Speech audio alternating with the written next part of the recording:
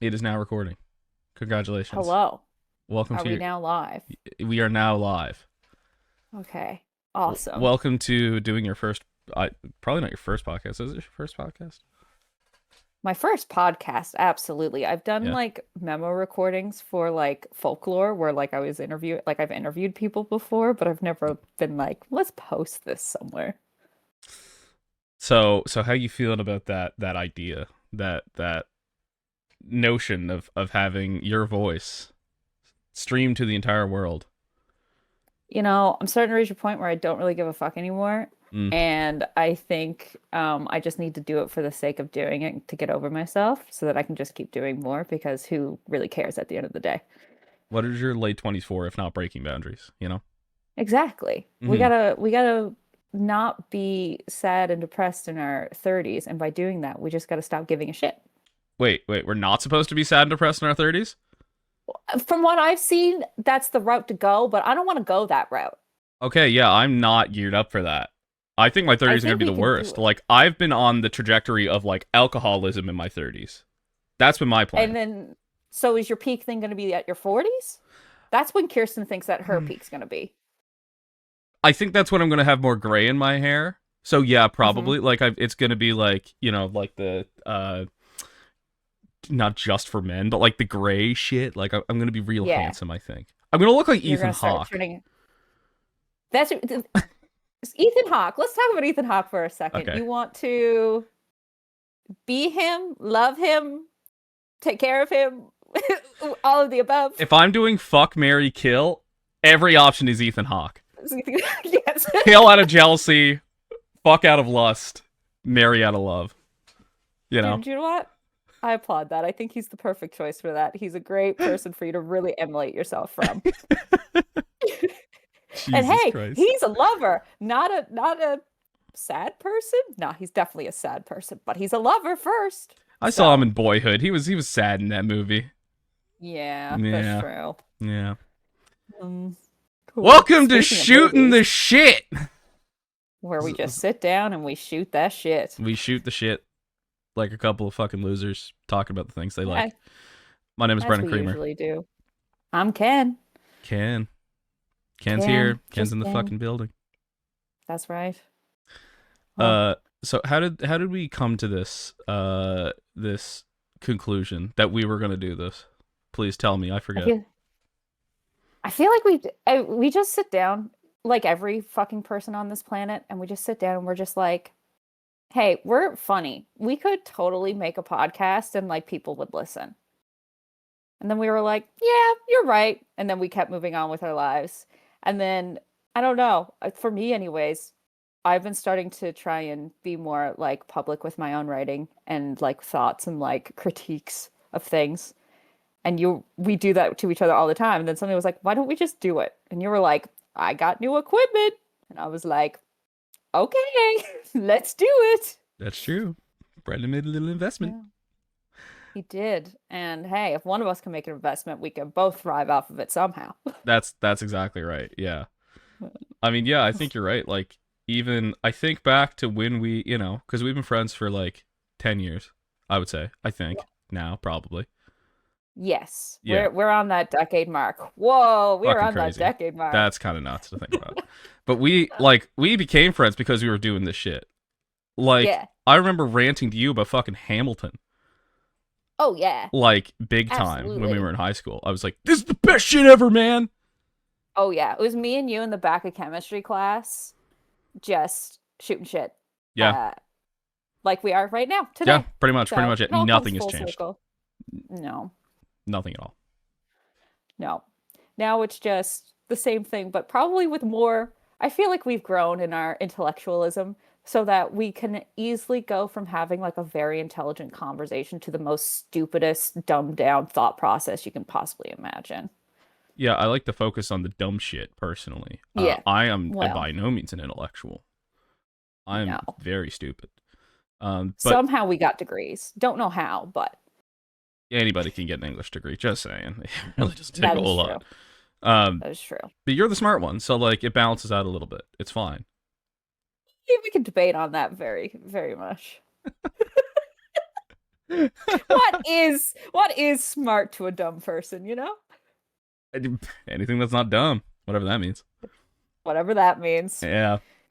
We Is do. intelligent Sorry, go on. is inte No, I lost the word, so we're gonna Oh forget no. about it. Oh no. Yeah, it's okay. That's what I do. I find a joke, find it funny, lose it, and then we gotta drop it. Within 5 seconds. Like this is like a microcosm of you, really. And that is how I live my life. Yeah, A I quarter love it. mile at a time. Perfect. So Ken and I think it's fair to say, have quite the we end up kind of consuming a lot of the same stuff, but we also differ in a lot of ways in the types of media we consume. Yes. I like teenage boys fighting robots. Ken likes sad shit. That is the kind of perfect a compliment. But we kind of meet in the middle when it comes to boys fighting robots and also being sad. Yes, absolutely. Yes. So that is the You know, intersect. that yes. And I think that's beautiful. It is. It is. That's what makes this work. Uh, Exactly. so I think what our plan was essentially to go over some of the stuff. We both have Substacks, by the way. I'm Yeah. oh no, what's my Substack? Holy Is it shit! just is it Brendyn J. Creamer? It might just be Brendyn Creamer. It'll be on screen maybe. Yeah. We both have Substacks in which we. What's yours? Go Mine for it. is I think it's Sir Florence K. I think that's the whole thing. Yes, Yeah, Sir Florence K. Because that's for like all of my socials for writing and stuff. yeah, that sounds right. Yeah. So we both ended up kind of doing this monthly list type thing. Or is yours quarterly? I think yours is quarterly. Maybe I'm wrong. So because it was my first ever Substack, I decided to do like whatever I started at the beginning of the year because I wrote that and posted it at the beginning of March. So I just culminated January and February, but it is going to be a monthly thing for me Right. as well. Mm. Gotcha. Yeah, and I'm doing the same thing where I really wanted to nail down this year like what I've been watching and reading. I don't fucking read. Watching and listening to and playing because like I find when I go to do like my favorite thing to do is like a year-end list.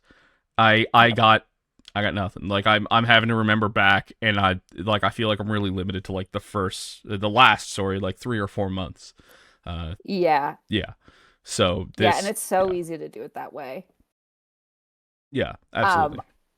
yeah, that's what I started doing too. I just started just making a list and just every single time I do something, I just write it in that list. I wouldn't write like huge reviews or anything, but as long as I wrote that, I wrote it down. Most of the time I'd get like the emotion and I'm like, "Oh, okay, that's how I felt that about that movie." So like it's just like so easy to make that like year-end kind of situation, which is kind of fun.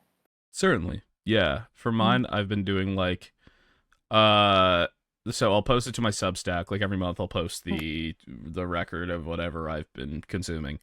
I'll Yeah. have the little description of whatever my feelings are about it. And Yeah. then I'll give it a score from 1 to 6.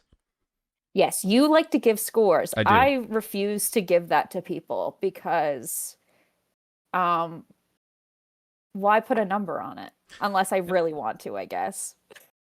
Yeah, and like I'm with you 100% of that. I just think it's kind of fun. Like each number kind of Yeah. has its own like representation, you know? Like a 1 is like I don't like this and I think this is useless.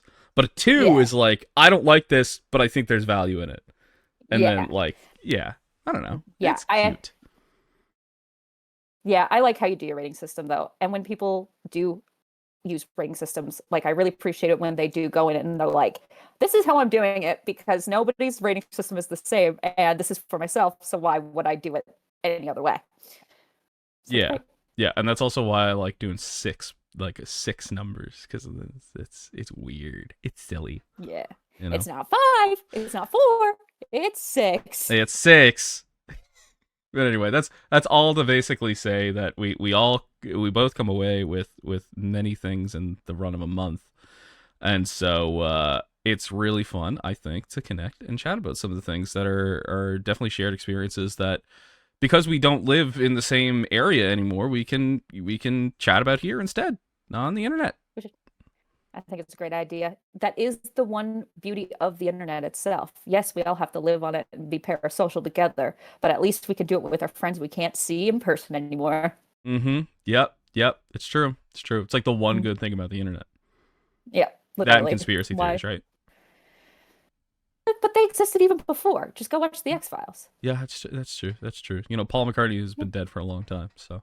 Exactly. And Avril Lavigne has been a double this entire time. Okay, I did not hear that one. That's crazy. What? No? Oh, I can't remember the full details, but no, there was one concert that she did in like like stint of time, like after the Hello Kitty stuff, where people were fully convinced that the girl on stage was not Avril, like it was a double, and that like something was wrong with Avril, or she was dead, or something like that. It was kind of crazy. What's the Hello Kitty stuff?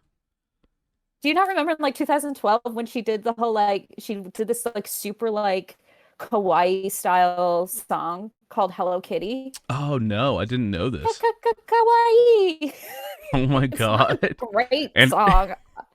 Like, I'm sorry, Avril. It's not great, but it's, it was certainly a turning point to kind of bring her back into relevancy. That was for sure. oh yeah, that's an interesting. I mean, it probably informed like, you know, e-girl culture for the next like 20 years, you know? Probably maybe a Yeah, little it bit. it gives me the vibe of her trying to do Harajuku Girl by Gwen Stefani, but Mm, she's Avril, so she had to be a little bit different. yeah, Yeah. interesting. Yeah, it was the 2000s, she had to target something. You should watch the music video later. It's quite interesting. I'm going to Really of check its that out. time. Yeah, Yeah. that sounds wild. Yeah. Oh my. So Kendall, I think we both, you know, we're both big fans of One Piece. You're wearing the Luffy getup today. I'm wearing the Wano cardigan. Oh, It felt purposeful today. I needed to. hmm, absolutely, absolutely, because we're about to talk about. Live action season 2 of One Piece. Woo! First, before we get into season 2 itself, how do you overall feel about the live action? Especially as like, because you're the one who got me into One Piece, if we're being so fucking real. You're the one who like you were reading it and you were watching it, but you're really reading it mostly when like I was starting to like understand it and get to know it through you. So how do you feel about the live action? So obviously, like any live action adaptation, they had a lot of hurdles to jump over to like actually make this work. I think one of the hardest things about adapting One Piece is that One Piece is a wacky pirate manga with a lot of wackiness. Yep. It is always insane. Yep. Oda loves his slapstick. Oda loves his like rubbery, well, I'm gonna say animation, but obviously it's manga, so like take that as you will. Mhm. But like it's so all over the place. Everybody dresses so weird. Yep. It's yeah, it's a lot to try and condense not only into like 8 episode chunks, but also because it is live action, like trying to make that work Yeah. without like blowing up your entire production or your budget. Yeah. Um Like it's yeah. kind of insane actually when you think about how like not only was it built for like page, but the whole world is meant to be the imagination when you, especially once you get to where we're at in the manga and stuff, like it's all about just doing whatever you want. And so Mhm. it's so hard to kind of bring that into like a real structure of like flesh and bone. And honestly, one of my like me and Meg have been watching through Wano. This is Meg's first time Mhm. watching Wano. Okay. And seeing like all of the insane things Luffy can do now and like all of the insane fights and battles and just the characters generally. It's I love thinking like, oh man, how would live action tackle this? Like how would they do this? Like this How is can they get this big? yeah, like without absolutely destroying itself. Yeah, Um and that's I think where One Piece as a whole wins because you think about like I don't know, I think about like Naruto where that was like my first one where like you got so big as you dealt with the gods, then they were like, okay, well, how do we get bigger? We just bring in more gods and more aliens, and it's like, yeah, but this is so unrealistic now. It doesn't make sense to the frame that you've built. Whereas One Piece and like Oda and how he's been building it, like that slow progression, he's just so smart at how low he started with Luffy so that we can really feel that height of like where he is like now, especially in the manga. Yeah, certainly. I think Oda does a great job of that, right? Like he doesn't blow everything up immediately to be like, and Dragon Ball is like the premier example of this, right? To where Yeah, like after the Cell Saga, it's really hard to see like how much further we can push Goku, who is now obviously like the strongest the being in the most powerful universe, person alive. to the point where Toriyama literally deleted him from the story, but then obviously brought him back because it's Yeah, fucking Goku. You kind of have to. yeah, Um, he. yeah. But like Oda does a really good job of scope. And like that's a good thing for the live action adaptation, obviously, because like it limits how much they really have to convey like the scope of like the power system. Of course, not the world. Like the Yeah, world still has to have like that insane scope to it, but just the in terms of like the fights and people's abilities and stuff like that. absolutely. It's way more manageable. So, Yeah. on that entire introduction, let's talk about season two. Have you finished season two yet? No. So Bad. we chatted briefly yesterday, and I said I was gonna go watch the first episode of Drum Island. I Uh-huh. prior to that I had watched the up to the end of Little Garden. I Yeah, did not watch the first episode of Drum Island yesterday. I'm very sorry because I was supposed to be off work, and then work happened anyway. yeah. Uh, Okay, I was gonna ask for the punishment of not doing it. You gotta tell me your crimes and what you're working on, but unfortunately, it was work. it was work, unfortunately. Sad. One Piece should come first. You know this. I know. I'm sorry. Unfortunately, the best part of season two. I mean, you can absolutely go into it. Like I've seen clips and stuff online. So like, Yeah. but yeah, Oh, I it can't really was. comment on it. That's okay. The first. Let's talk about first. Well, we're also skipping entirely over Laboon. I want to go back to Laboon first and going over Reverse Mountain. Absolutely, Um, yes, and Logtown as well. well, I want to talk about Logtown. yeah, oh, yes, right, Logtown. Yes, yes, yes. Um, how? I think my first question is, how do you feel about Vivi? Vivi, okay. Yeah. Vivi. I thought Vivi's introduction was really great. I'm Mhm. glad that she comes off as like this kind of serious villain to start because in the manga she's like very goofy with Mr. Seven? Nine. Nine. Thank you. Nine. Yeah. They're both like just extremely goofy, and Mr. Nine's still goofy in Yeah. this. Like, you can't dress like that and not be goofy. Um, Yeah. You wear a crown on your head. Like, come on. yeah, which is perfect. All the Baroque Works agents are absolutely spectacular. They're all a bunch of goofy idiots. But Yep. Vivi is like, Miss Wednesday is like kind of serious in everything she does, and that I think was a great choice because it doesn't feel like it did in the manga where it was like, oh, Otis just turning this villain into a hero for the sake of like the plot. It it Yeah. it felt like kind of a heel turn that was maybe not so premeditated. But in this, obviously with the benefit of hindsight, like it can do that, which is Yeah. awesome. And I think that's what, especially this season two, is doing so well is hindsight.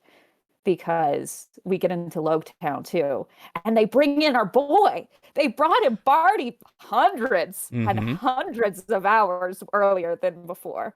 But in Oda's defense, he didn't think of Barty at the time, No, right? no. And I mean, it all connects because when we go into like how Barty became obsessed with Luffy, he talks about seeing the execution stand at Logtown and seeing, yeah. And also, just to say with Logtown, there's two things I want to mention with Logtown. One, the world building they do in that with all of like the background imagery, the fact that Yeah. there's like posters for like Hero of the Marines opera about God Valley. I'm like, okay, so this is how like the One Piece world spun this to Yeah. people, which is really interesting considering like the stuff in the manga that just happened. But the Yeah. second thing I wanted to mention was that like the return of Buggy, like Yeah. they changed so much about that, but it was all fucking amazing. Yeah. Did you notice that he literally dropped like a Mr. Leahy shitism? No. He literally copped a fucking Mr. Leahy line and dropped it. He said like a shit moth drawn to a shit flame. And I clocked it immediately. I was like, this man has been watching my boy John Dunsworth rest in peace. Yes, he It's has. so nuts. The actor for Bucky, my two favorite live action actors. No, let me say three. Sorry, my top three live action actors right now is the guy who plays Sanji, the guy who plays Buggy, and the guy who plays fucking Helmeppo. Oh yeah. The guy who plays Helmeppo put like from episode one that he was in, he put his whole energy into it. He was so goofy but so serious at the same time, and I he's he's one of my favorites, and he's only in it every once in a blue moon. Yeah, yeah, like he goes so fucking hard into it. It's wild. It's Yeah, amazing. right. But oh man, but no, Buggy and those changes in Lowtown were awesome. Like I think that was my favorite thing watching it too. And like why I know that when this live action is successful to me is that it like cool, you're changing things, but you're also still encapsulating the important feeling and like tone of the entire narrative as a whole. Like it stays true to that story in itself. And so like even with those changes, it's like, yeah, this makes sense and it works well in this adaptation. And it's beautiful to me personally and humbly. Yeah, absolutely. Like a lot of these changes have to be made for the sake of budget and also for the Yes. sake of like making it fit within that hour that they have for which you could definitely see in this season because last season like they were trying to adapt 50 chapters in 8 episodes, which is crazy. Like I can't believe they even managed that. Yeah. Um But and it yeah, seems that like was impressive. yeah, it definitely is. And it seems like they get to take their time a little more this season, which I really appreciate because they get to do some of those smaller things. Did you notice the one of the things I really loved was that they referenced in Logtown one of the uh I guess it's like a filler arc from the anime that Oda really wanted to include in the manga, where like Usopp is like bargaining with a child to like get the Right. yeah, to get Yes. his little headset, and it they didn't do like the full like I don't remember what it's called, daddy storyline or whatever it was, Yeah. but like they referenced it, and I was like, I again something I clocked immediately is like, holy shit, these people care. Like, Yeah. yeah, Oh, they do. That's the one. That was the other thing that I love about this is that not only does everybody care, but think about adaptation, stuff like that. I keep thinking about because it's Netflix, right? And I yeah, keep thinking back to the Avatar: The Last Airbender live action. Full disclaimer, I haven't watched a single episode of it. I've As not either. soon as I heard that the original creators got off of it and certain things that I knew I wasn't going to like about it, I was like, I don't care enough to watch it, so I'm just going to leave it be and whatever. But the main things that I've heard about that is they made it look fantastic. They cared so much about the aesthetics of it and making sure that like the bending looked really good and all that stuff. But the story is where they fell. And like it was the acting that sometimes fell. And it was like trying to narrow like bring the power of that story into that. And it just wasn't working because they focused so much on visual. However, in this one, everything matters to everybody. Like there's just as much detail in every single costume. Like I was getting videos of like the costume design person on my feeds, and like she talked about every decision that she made, what inspiration she pulled from the manga compared to like the anime, and Hmm. like how she dyed specific colors and built this pattern. And it's just like, yeah, that's the type of stuff that you need. But then you need that story to keep it continuing on. And so it's so nice to see visually them caring so much, but story-wise and narrative-wise, they're like really honing in and making sure that it comes across correctly. Yeah, and just to go off of that, like,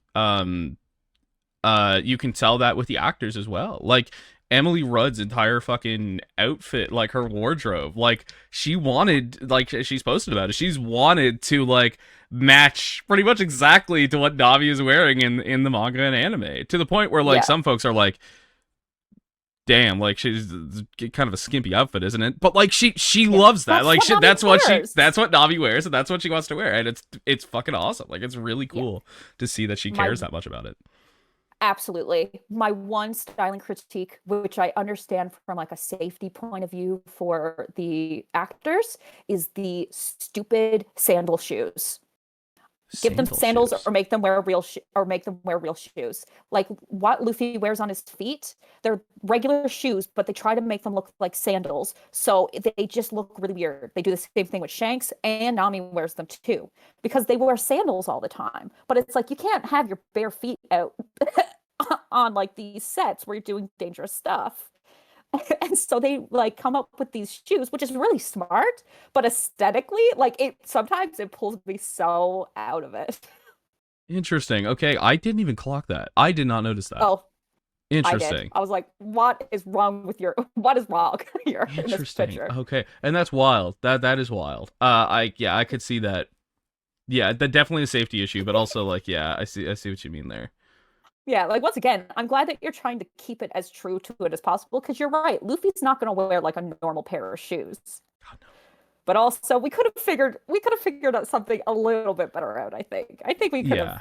tweaked that a bit. Yeah, maybe a little more or a little less conspicuous maybe. Yeah. Yeah, no, that's fair. Um Yeah. what did you think about the changes to Laboon's story? I loved it. Yeah. Um, like, are you talking in particular with like the fact that they revealed Brooke so early, or that, or like how Luffy like dealt with it? All of it really, because Yeah, it was a major change throughout. yeah. I personally loved it because when I was watching it, I wasn't thinking about, oh, this is different. This is like I was so enraptured just by how it was going and progressing. Like it just naturally made sense. But I think it's smart of them to reveal Brooke so early on because I don't know, just again through media, like or through this television show, if they manage to get that far where they do get the thriller arc and get the bring Brooke in, then Mhm. it's gonna be so cool when we're like, this skeleton guy has a very similar afro and he sounds very similar. And like, why do we know? Like, it's just gonna be better to make that connection. Agreed. But when it comes to like, I saw so many people getting excited about Luffy's dance and like singing to Laboon, and I'm like, yeah, we should be because holy shit, man, the stuff that's been coming out with One Piece ever since like the end of Wano, like why wouldn't we want to pull that in and to like really like we can start really making those hints so early on now that maybe Oda never once thought about before. So why wouldn't we hint at it a little bit? And like, yeah, Luffy would know the song.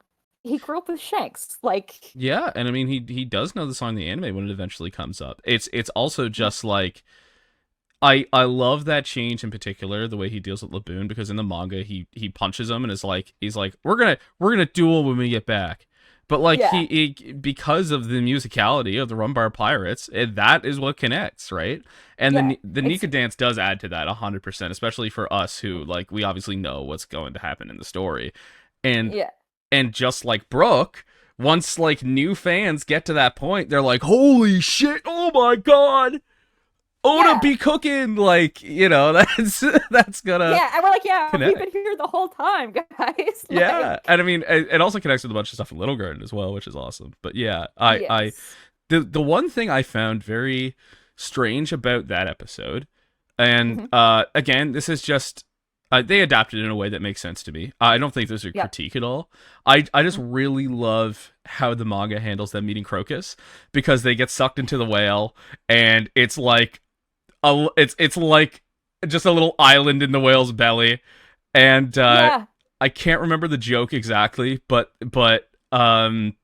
Crocus says something along the lines of like, "Don't make me fight you, I'll die." And that shit fucking kills me every time. Crocus destroys me in the anime and manga, and He's so funny. this Crocus was fantastic, and the adaptation they made to make it more about like what Luffy would do if he lost his crew, which again going to matter later, going to Yep. really make an impact later. It's great. It makes a lot of sense that they changed it that way. I just did kind of miss like Crocus The being that silliness of it. goofy asshole. Yeah, Yeah. And I think again, that's where you have to balance with it being live action. It's like they're keeping the silly, which I appreciate, but you do also have to decide when we take that tone and when we don't, because the manga and the anime deal way more into that goofiness, especially in those early chapters, that they're definitely taking some things a little bit more seriously a lot earlier on comparatively. So certainly. it is an interesting choice, but RIP Silly Crocus. We will love you forever. Absolutely, yeah. And I mean, you know what? No matter what I say, the manga and anime are always there. I can always go back and watch them. And Uh, that's the beauty of yeah, adaptation. absolutely. And I will say, this did give us the best Zoro line of the entire show so far. Do you know what? Do you understand the reference though? And Okay, I, it's a you're reference to something. I don't remember exactly what. Monster House to the kid in Monster House. Seriously?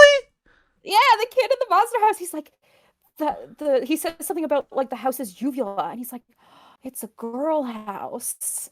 Oh my I don't know if god. that's where the Okay. actor got it from or if he just heard it, but like it was the funniest the way he presented it. I'm like, you really are Zora. Like That was you were chosen peak. very well. That was peak Zorro. Everything McKenna does is peak fucking Zorro. So, He's either like absurdly serious or he's like just so dumb.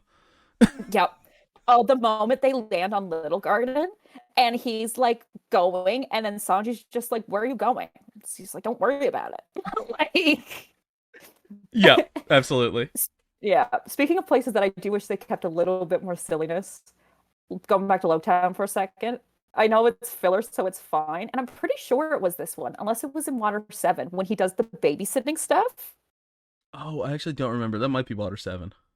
It might be, if it's Water 7, if they get there, that would be a really fun thing if they did. If it was Yeah. Lowtown, I really missed that they did that, but I think it was Water 7 now I that think I'm it was thinking Water about it. 7. There was a couple filler Yeah. things for the anime but all the filler things, I believe, I don't know if I'm right in Yeah. saying this. It was stuff that Oda wanted to include, but I heard Yeah. that the idea was that he wanted to make sure that them getting into the ground, like them breaking the barrel or whatever, was chapter 100. Yeah. So he cut a lot of that stuff and just passed it off to the anime crew as like, here, take it, do what you want with it.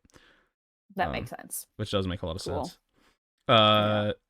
Sorry, there's one more thing I wanted to mention. Before we move on from, we'll talk about Little Garden. Yeah, I can't remember. Doesn't matter. Yeah. Okay. Well, we got Whiskey Cool. Peak in between too. Oh, Whiskey Pete. Do you know what? Both in anime, manga, like everything, I don't know why I always forget about Whiskey Peak, but Oh, they yeah. do.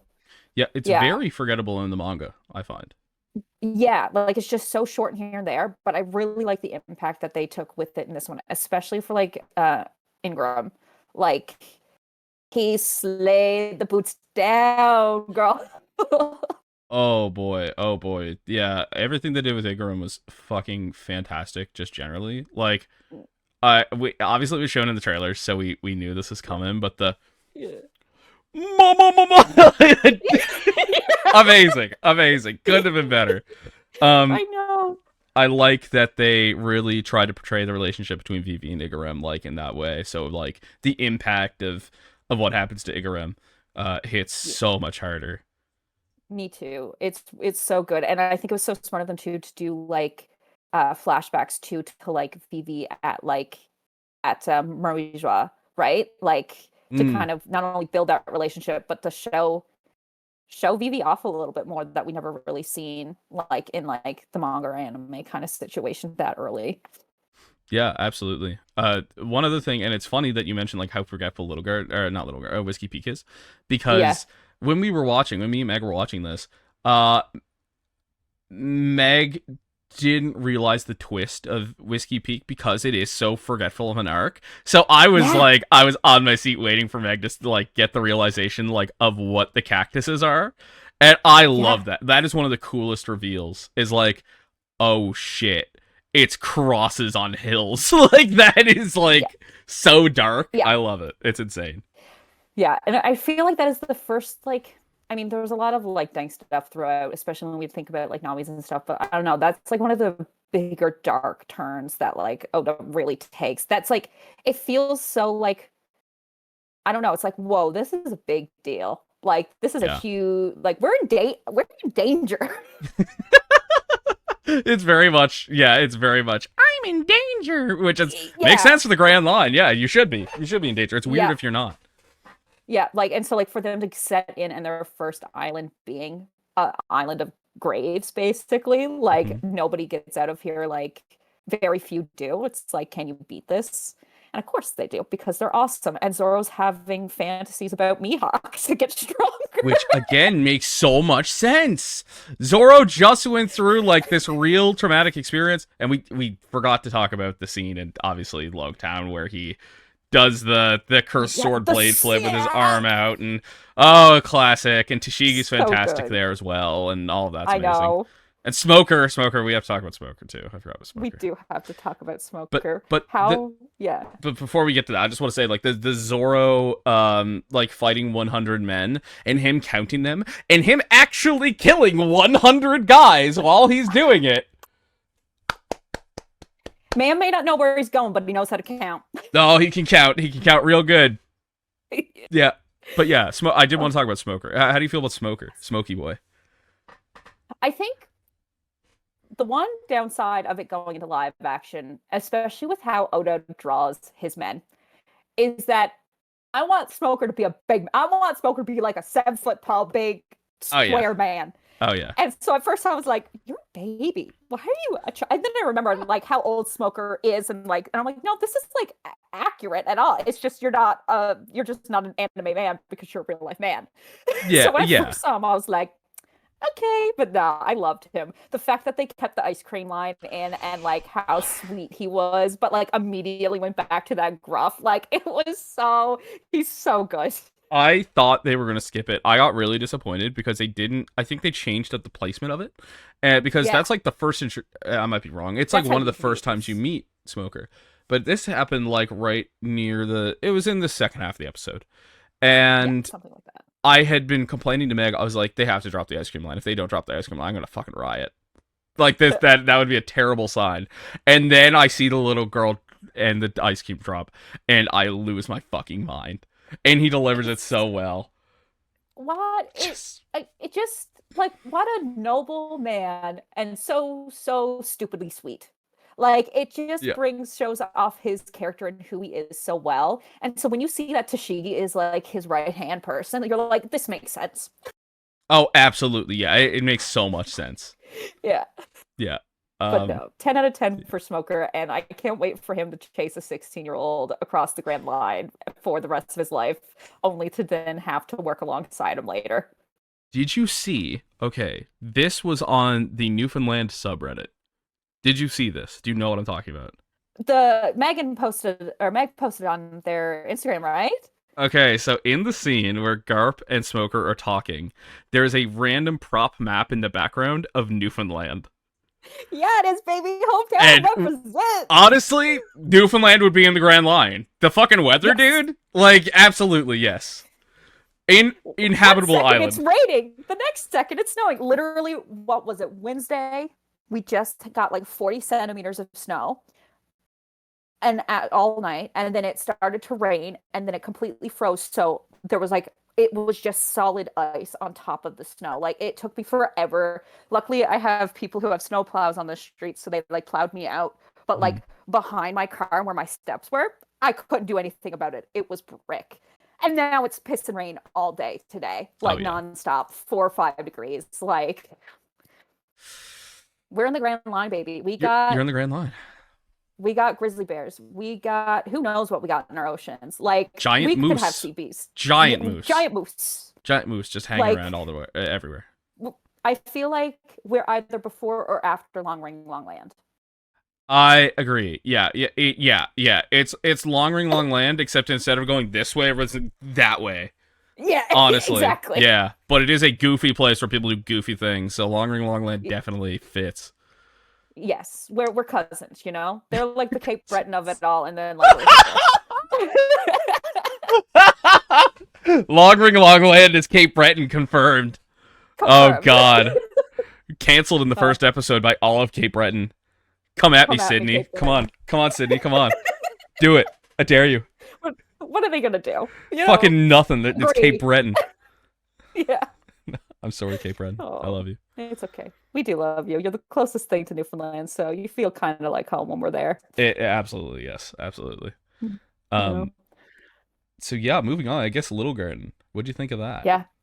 I liked how they did Little Garden. I liked the fights, but I love that they were able to do Groggy and Broggy so well. Absolutely. Groggy and Broggy. That's right. Is that right? Dory and Broggy. Dory and Broggy. Yeah. Okay. Yes. Yeah. Sorry, I had to think about that. Yeah, me too. But my one complaint about Little Garden, where was our man's Gaimon? Okay, so Gaimon isn't on Little Garden. He isn't? No, so Gaimon is in the first season. He's not in the first season. He's not in the first season of live action, but like canonically he's in East Blue. He's in between. He was in Little Garden. No. He's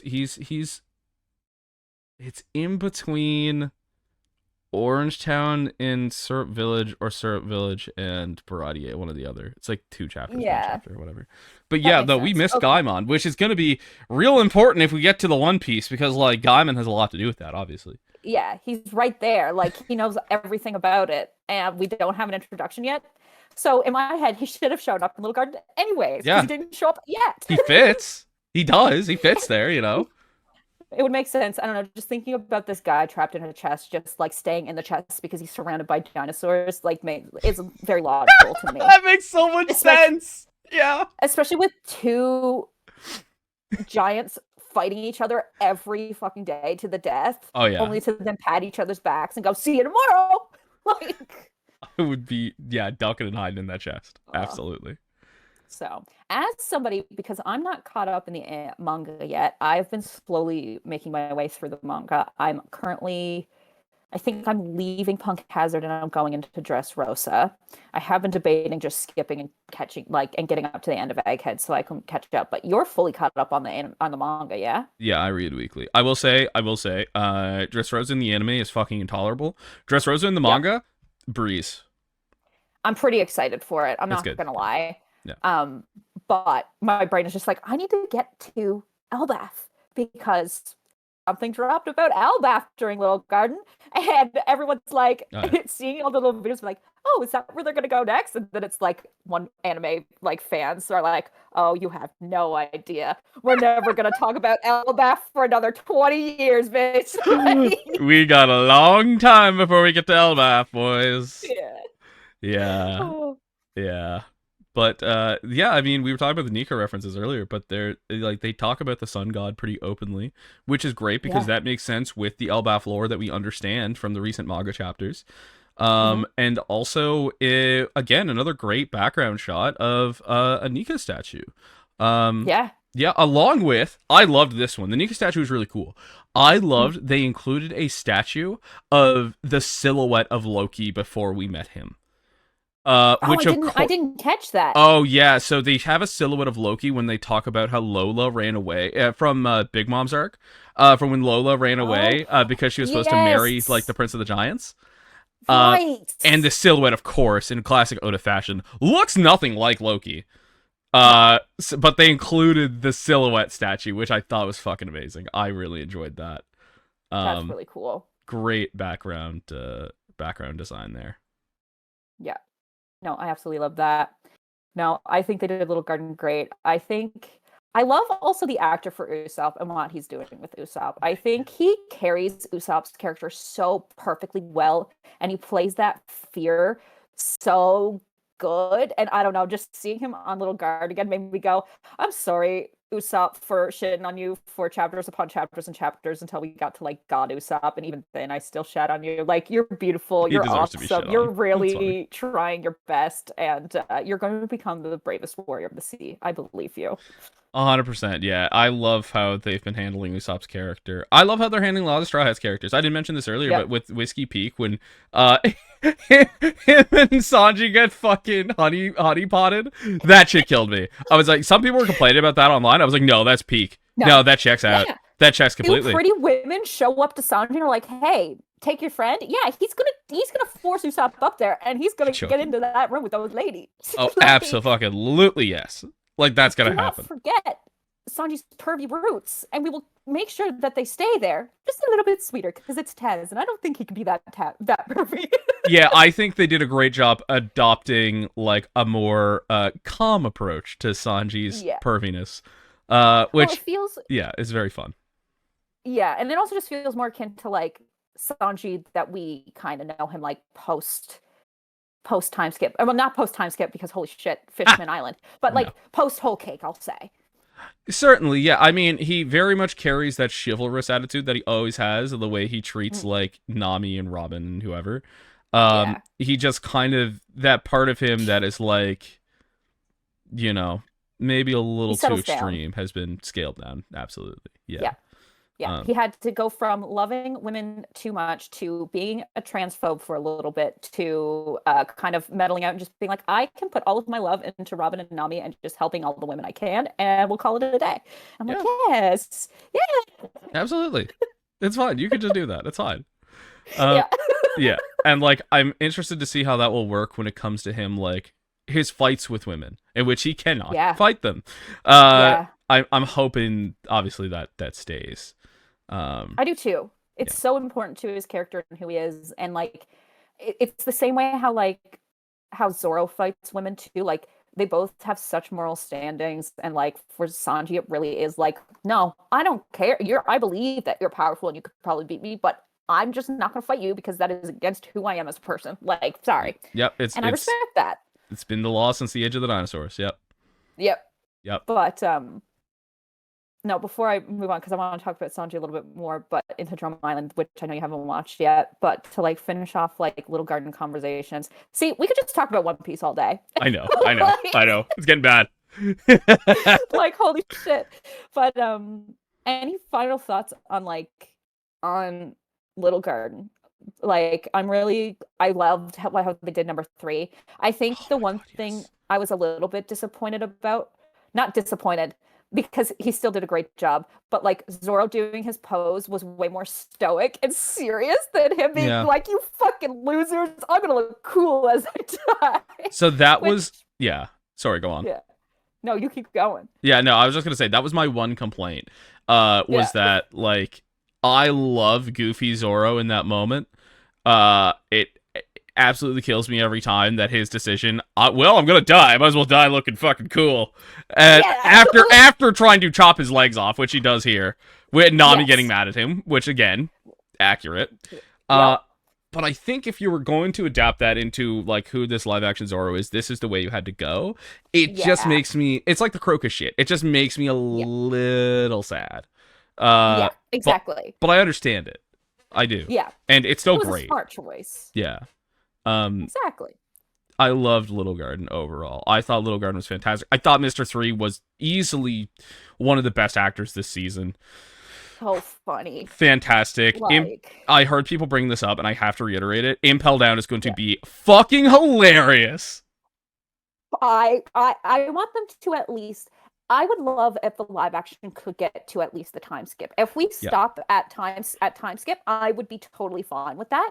But if absolutely. we could get that whole narrative in, I think that would be so cool and fun. So I did hear rumors around about there being a natural stopping point for the live action that is not obviously continuing on into what we're at now in the manga. But Yeah. I do also think that I'm really hoping that because Netflix doesn't have Stranger Things anymore, Hmm. because they need a little baby to milk money out of. I'm hoping that Hmm. continues to be One Piece live action, who is obviously doing numbers and getting a bigger budget, I hope, every season. So, Yeah, absolutely. yeah, that's my And hope. like, if you can give that big of a budget to Stranger Things, which by the end of it, the Duffer Brothers stopped giving so much of a shit that Netflix's documentary on it painted them in such a poor light. Yeah. Like, it went so downhill for that, where it's like, I can't see that happening to One Piece because also Oda is still so heavily involved in this production, which, Oh, especially yeah. with the creativity point, that's not very common. Like to think about another like the next popular, if not the most popular Netflix series right now, Bridgerton. Mm. I saw a podcast that Julia Quinn, the writer of the Bridgerton series, was talking about like because like making this deal and like turning it into TV and stuff like that.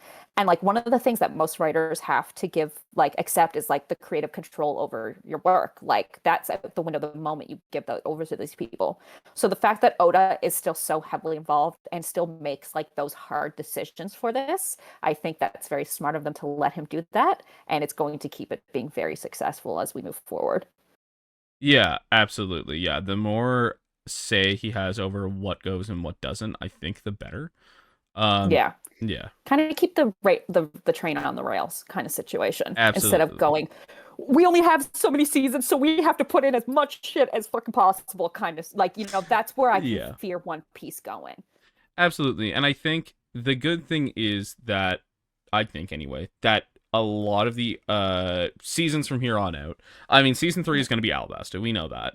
Yes, Alabasta will be able to that will be a pretty streamlined adaptation, I think, of the Alabasta arc because it is just one I arc, agree. and then past that, I it is kind mostly of, one arc. It's 1 or 2 arcs each, right? yeah. Do you think they're gonna uh keep some of the Ace filler that they did in the anime? I hope they don't because I don't like the Ace filler. Okay, you don't. A lot of people No, do. I've been no. seeing a lot of people wanting them to keep that.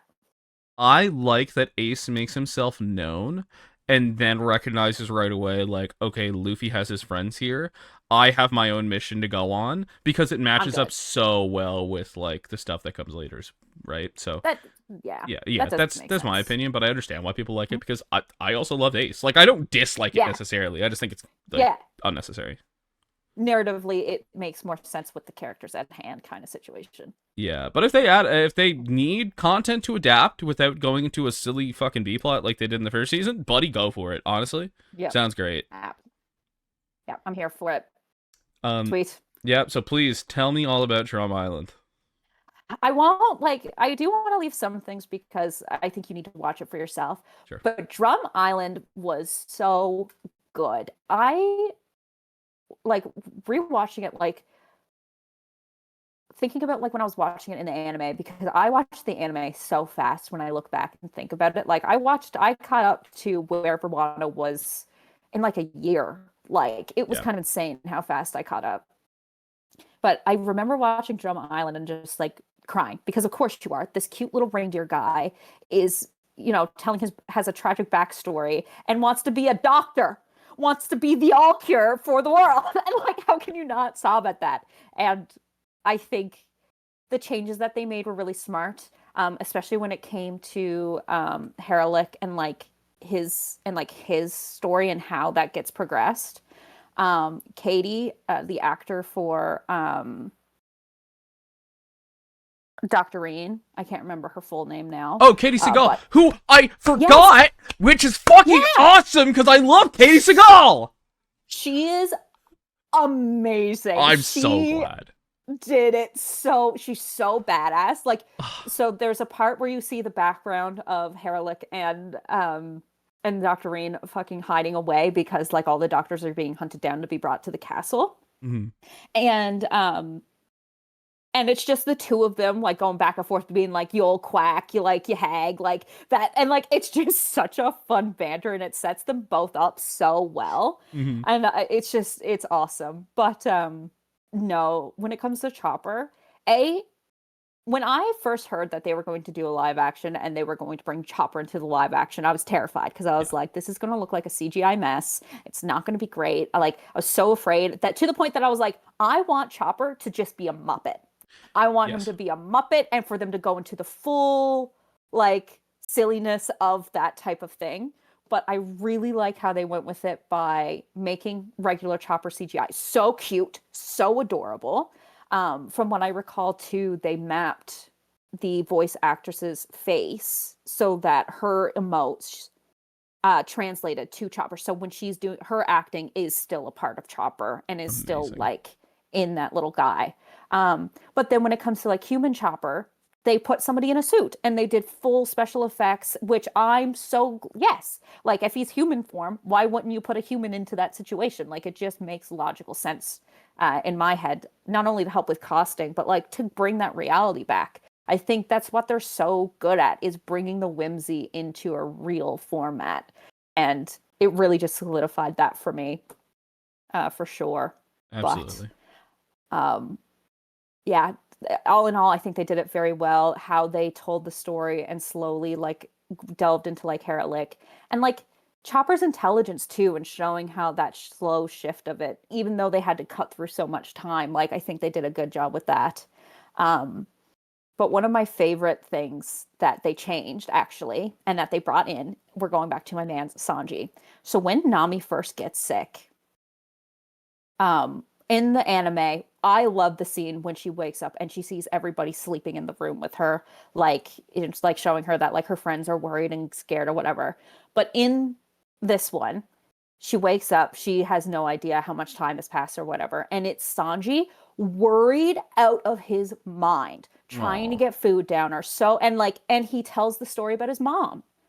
yeah, And like, which I, as somebody who loves, I Whole Cake Island is what made me like dear, and most people, to yeah, Sanji so much. 100%. And like, I think Whole Cake Island, other than that long ass chicken race at the end, like it's one of my favorite arcs in the Yeah, entire series. I love Sanji. He's just a lover boy. He just like his whole thing is kindness. Like he's a very much a Cinderella type character, and I love me a Cinderella type character. Um, and so to see that emotion and like, yeah, of course, you seeing this woman that you really care for reflect like your mother who you gave you the passion for cooking, but also like you lost. Like, yeah, I would be terrified out of my pants too, especially where you don't have a doctor, you don't know where you're going because she's your navigator, and let's face it, Luffy's captain, but Nami's in charge. Like, yeah, I would be scared of my pants too. And it was just such a nice moment of like vulnerability to show how like the Straw Hats are forming this super strong bond that's not just based off of like silly goofy and like saving each other's lives over and over again kind of thing. yeah, they are becoming like Nakama, like slowly Yes. but surely, and like they're so far past the first season in terms of like their wariness around each other. Like other than Yeah. fucking Zoro and Sanji, who are like always going to be like this every time, no matter what. And but that develops into obviously its own like relationship between the two. Rivalry, gay ass bullshit. Like, Yeah, yeah, like that's my heated rivalry. Um, yes. absolutely. But I love that I did hear that they introduced that part a little early about Sanji's mom because basically we only had two hints towards Sanji's like real backstory coming into Whole Cake Island. We had the fact that in Jaya he mentioned he knew about Nolan because of Yep. his being raised in the North Blue. He's like, "Oh yeah, Yep. I lived in the East Blue, but I've been in the North like I lived in the North Blue previously." And secondly, his alias of Mr. Prince. In Yes. this arc alone, we have two hints. We have him saying Mr. Prince to Crocodile on the phone, and we have him talking Yep. about his mom. Which, again, knowing his backstory with Zeph, Yep. Jesus Christ, like, and getting his backstory there, we need to know that there's something more there. Like, if I'm a new fan, I'm like, Yep. oh, there's something more. There's a reason Yep. that little boy was on that ship. Yep. Yeah. Yeah, it's awesome. And so to get that dig a little deeper, it's like there's more to you than just being like this boy on a ship. Like there has to be. And yeah, I love that they brought that in. And actually, I forgot to talk about that fight. That fight that Sanji has on Little Garden is hilarious. And I Killed me. love that they did the single shot with the phone in the thing, and it's just them going crazy Like, in the did you background. did you notice the song? No, which song was it? It's Believe. It's the second opening. Yes, yes, I did catch it. I lost my mind. You will also really appreciate the fact then that Chopper hums and like Haralik hums the Tony Chopper song. Do do do do Yeah. do. He Speaking of hums it music, to himself. the music this season has been fantastic. The opening crawl with we are going into like the regular refrain of like do do do do do do. I was like, that's great. Yes. And then they've had three unique songs like purposefully created for this. I know they have the new Chopper Yep. song, which I've heard a little bit of. Sounds amazing. Yep. Yep. They had the one from the Whiskey Peak one that Igarin plays. Yes. That Fantastic. was so sick. The way that they just introduced that, and then like also with the shot of showing off Whiskey Peak, like yeah, that was. I love how jazz because the One Piece music is so jazzy, Yeah. especially with like Sanji stuff. Like as soon as Sanji starts fighting and I hear that saxophone, I'm like, yes, we are here. We are fighting. It's fantastic. And then the one from Little Garden as well that was like Yes. it felt very it wasn't this necessarily, but it felt very like Nordic power metal to me. Like I was like, Yep, that's which awesome. That's great. as it should be, because yeah, Yeah. we're watching a bunch of giants fight each other every day. We should. Yeah.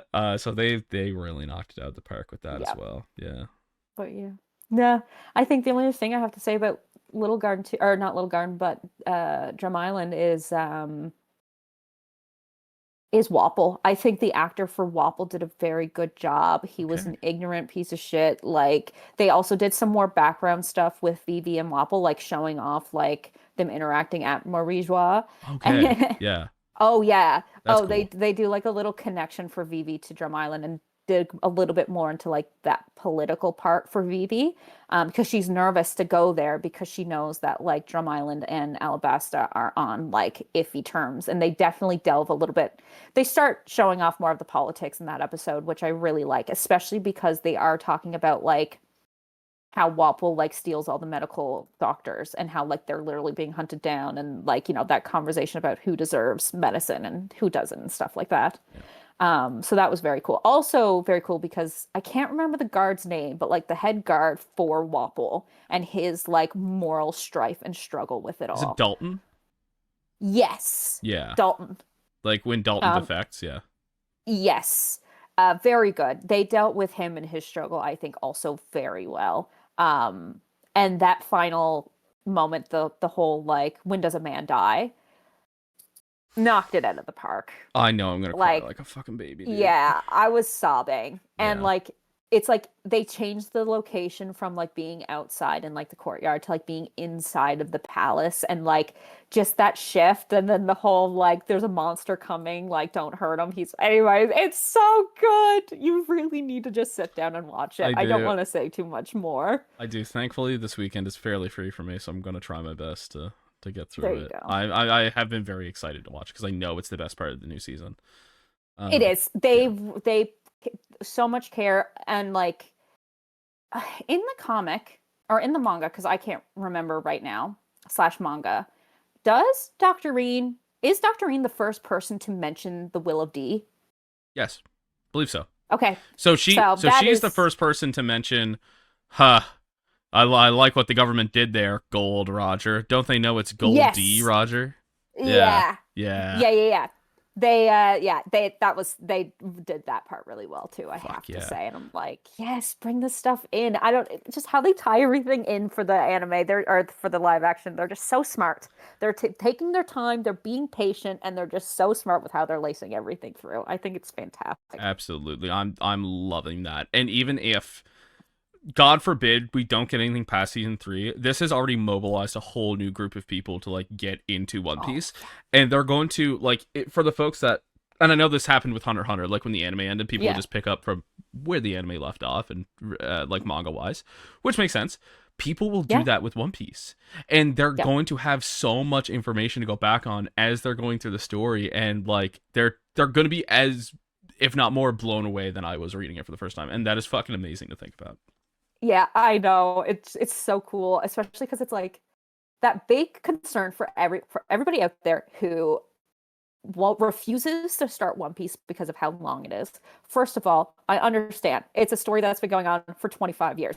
It's a long one.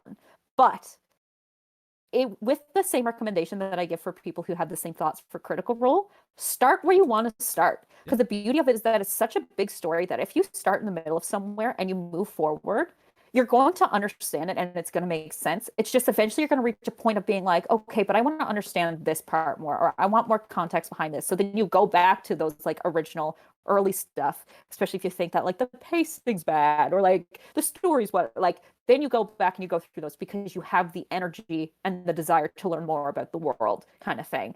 It's just so big that you can really start anywhere and you'll still get the gumption of it, if that makes sense. yeah, absolutely, absolutely. One of the biggest myths about One Piece I think I see online is that like you need to start from the beginning, but it's like JoJo's. Like, I'm sorry, Yes. start where you want. Start whatever Yeah. seems most interesting to you. I remember like, so Cody had like kind of, my friend Cody had a bit of a hard time getting into One Piece.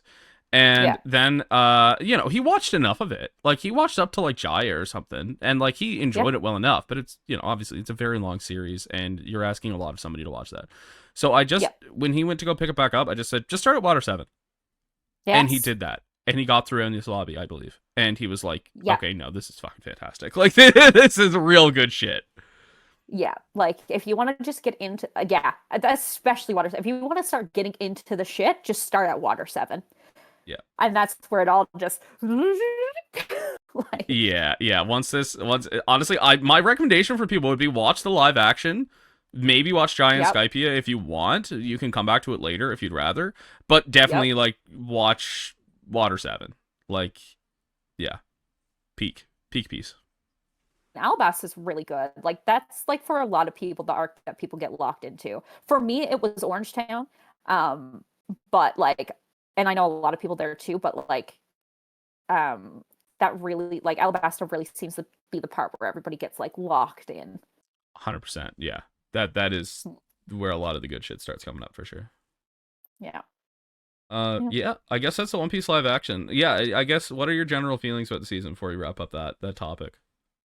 Um, it's wonderful. I can't wait to because I got Kirsten to watch it. I got her to watch the first season anyway, so I'm really excited to get her to watch the second season because she's going to die for Chopper. And I'm just excited for the next season. I'm excited to see how they're going to keep the ball rolling and if they're going to be able to keep that steam that Oda's been so successfully been able to do for literally 2 decades. Yeah, same. It's gonna be real cool. I'm really Mm. excited. Me too. So, Kendall, you told me that you have been watching some blue guys fucking. I have. And what an adept way of wording it. Yep. So over my birthday, so January, Kirsten came out. Kirsten loves the Avatar movies, always have. And the third one, Way of Fire? No, Fire and Ash. Sorry, I was combining the two names, but Avatar 3, Fire and Ash came out. And she wanted to go see it in theaters. And I was like, you know what? That's a great theater movie show. Like, I've never watched any of them. I don't care about going in head first. Like, whatever. I'll just go and watch this movie. Because when I grew up and when the first Avatar movie came out, I did not give a single shit about it. I saw the name Avatar, and all these normies and all these regular people were hyping up this blue person Avatar. And I was like, but there's this guy named Aang over here who's way cooler and way more awesome, and Yeah. you're not giving him the attention he deserves. So I'm not going to care about whatever's going on here, and I'm going to stick with my mans. Like, from loyalty to, like, whatever. That was the hill I was going to die on. That is the hill I'm still dying on. And for you, makes a lot of sense, as you're not that big of a movie person, No. if I'm not speaking incorrectly, but and I think you would think it's a cool series, but I do think you'll find it silly in a lot of ways as well, like, and just kind of stupid, especially with how like the narrative is written and how like the story kind of writes. But it's so good. I ate it up, especially where I jumped in on the third one. The third one is so wrapped around like the narrative of like grief and how you deal with loss and how you move forward and how like you can let that like really like burn you alive and like just become like dead ash, or like you can overcome that and like try to find a new way out of it and try to do whatever and move forward and become stronger out of that grief kind of thing. And me, as we've established at the beginning, talking about how much I love sad things, what a great thing for me to start off with. Mm-hmm. But that set me into a spiral. And then I went home and I immediately watched the first two movies, which is Avatar that came out in 2009, and then Avatar Way of Water, which only came out in like 2022. Like that movie was like a decade in the making kind of situation. Yeah. Because good old James Cameron, he had a brainworm. He had a vision and he said, I'm going to execute this the best way I possibly can, and has been working with people who are so willing to like break boundaries and like push to do some new things. Like James Cameron worked on Titanic. I don't know if you knew that, but he Yeah. was the director for Titanic. Yeah. And like you can see like, and he was also the director for Aliens too, like the second Aliens. Oh, yeah. So he was. And it's actually kind of fun to see that those two films post Avatar, and to see how they influence not only his directorial work, but like the actual like technique of making the film, between like using water and like being in water and like how they like utilized cameras through that. And also just like the aesthetics of like the ships and like the alien things and how this is in space and like I don't know, I think it's really cool. But the Avatar movies themselves, what a beautiful world, first of all. Like, if you showed up in that world, yeah, you'd want to stay there too. But I think it's a very wonderful story about like making you think about your own world as we are dealing with crisis after crisis after crisis after crisis, but also specifically environmental things. And so we're watching these us out into the world colonizing once again because we destroyed our Earth, and so we have to find a better, nicer way to do that. And Avatar as a whole, following our good old Jake Sully, who he wasn't even supposed to be on this ship to this random planet out in the middle of nowhere.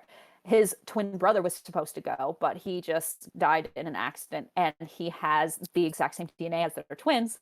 So government came around and was like, hey, actually the company, because that's what I love about Jim. He did this in Aliens too. I mean, Alien did this anyways, where it's like, it's not the government, it's the company. Because, Right. you know, capitalism and who really runs this world? Commentary, yeah. Exactly. And so Jake gets put into hypersleep and he gets sent off to enter Pandora, where he uses these avatars, these bodies that they built using human and Na'vi, which are the indigenous people of Pandora DNA, to build them a body that they can control via, you know, mind power. And like be able to live and breathe, because that's the one thing about Pandora. Humans can't breathe Pandoran air. So they create these bodies to kind of just be able to not only look more like the indigenous folk, but to like be able to live and function on it, kind of thing. Because of course they're not there to just live in habitat and like try to like coexist. They're there to like dig up resources to sell back on Earth and, you know, destroy another planet. Yeah. Capitalism thing. But exactly. But I just love the way that they did the narrative of Jake, of feeling so, I don't know, he's a Marine and he follows orders really well, but then he like has a strict moral code that he follows, and like, yeah, he falls in love, and like love is like a big thing because it's a love story at the end of the day, and I also love a love story. But I just think that he was, I don't know, I just love watching that slow progression of like him becoming one of the people, and like how he learns and educates himself.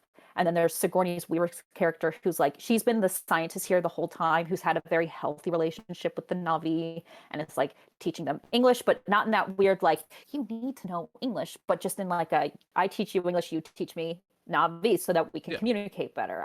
You know, the way it should go, those types of things. Exactly. And like, it was just really nice to see that standpoint of like, this is how we can like co-create. It's not about us coming in and taking over. It's about us coming in and adapting to what's here. Yeah. Because learning and like becoming one with this world. And especially where it's like it's not a hive mind, but it's basically like Awa, and like the world of Pandora is like a whole living thing with actual like, think about how like mushrooms, how like they can connect through like their little roots and things, and like they're all kind of one thing. Yeah, like the mycelium. That's what like Pandora kind of is, and its people can also connect to that like mainframe, and like, so like it really hones in on that like the cycle of nature, the circle of life. We're all together, we're all one, and I'm a sucker for that kind of stuff, you know? Yeah, that's really cool. I actually did not know that's how that worked at all.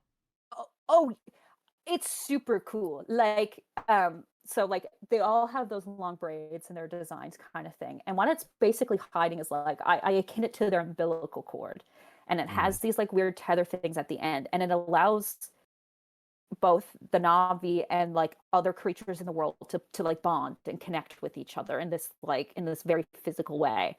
So like the oh my god, I lost her name for like 2 seconds.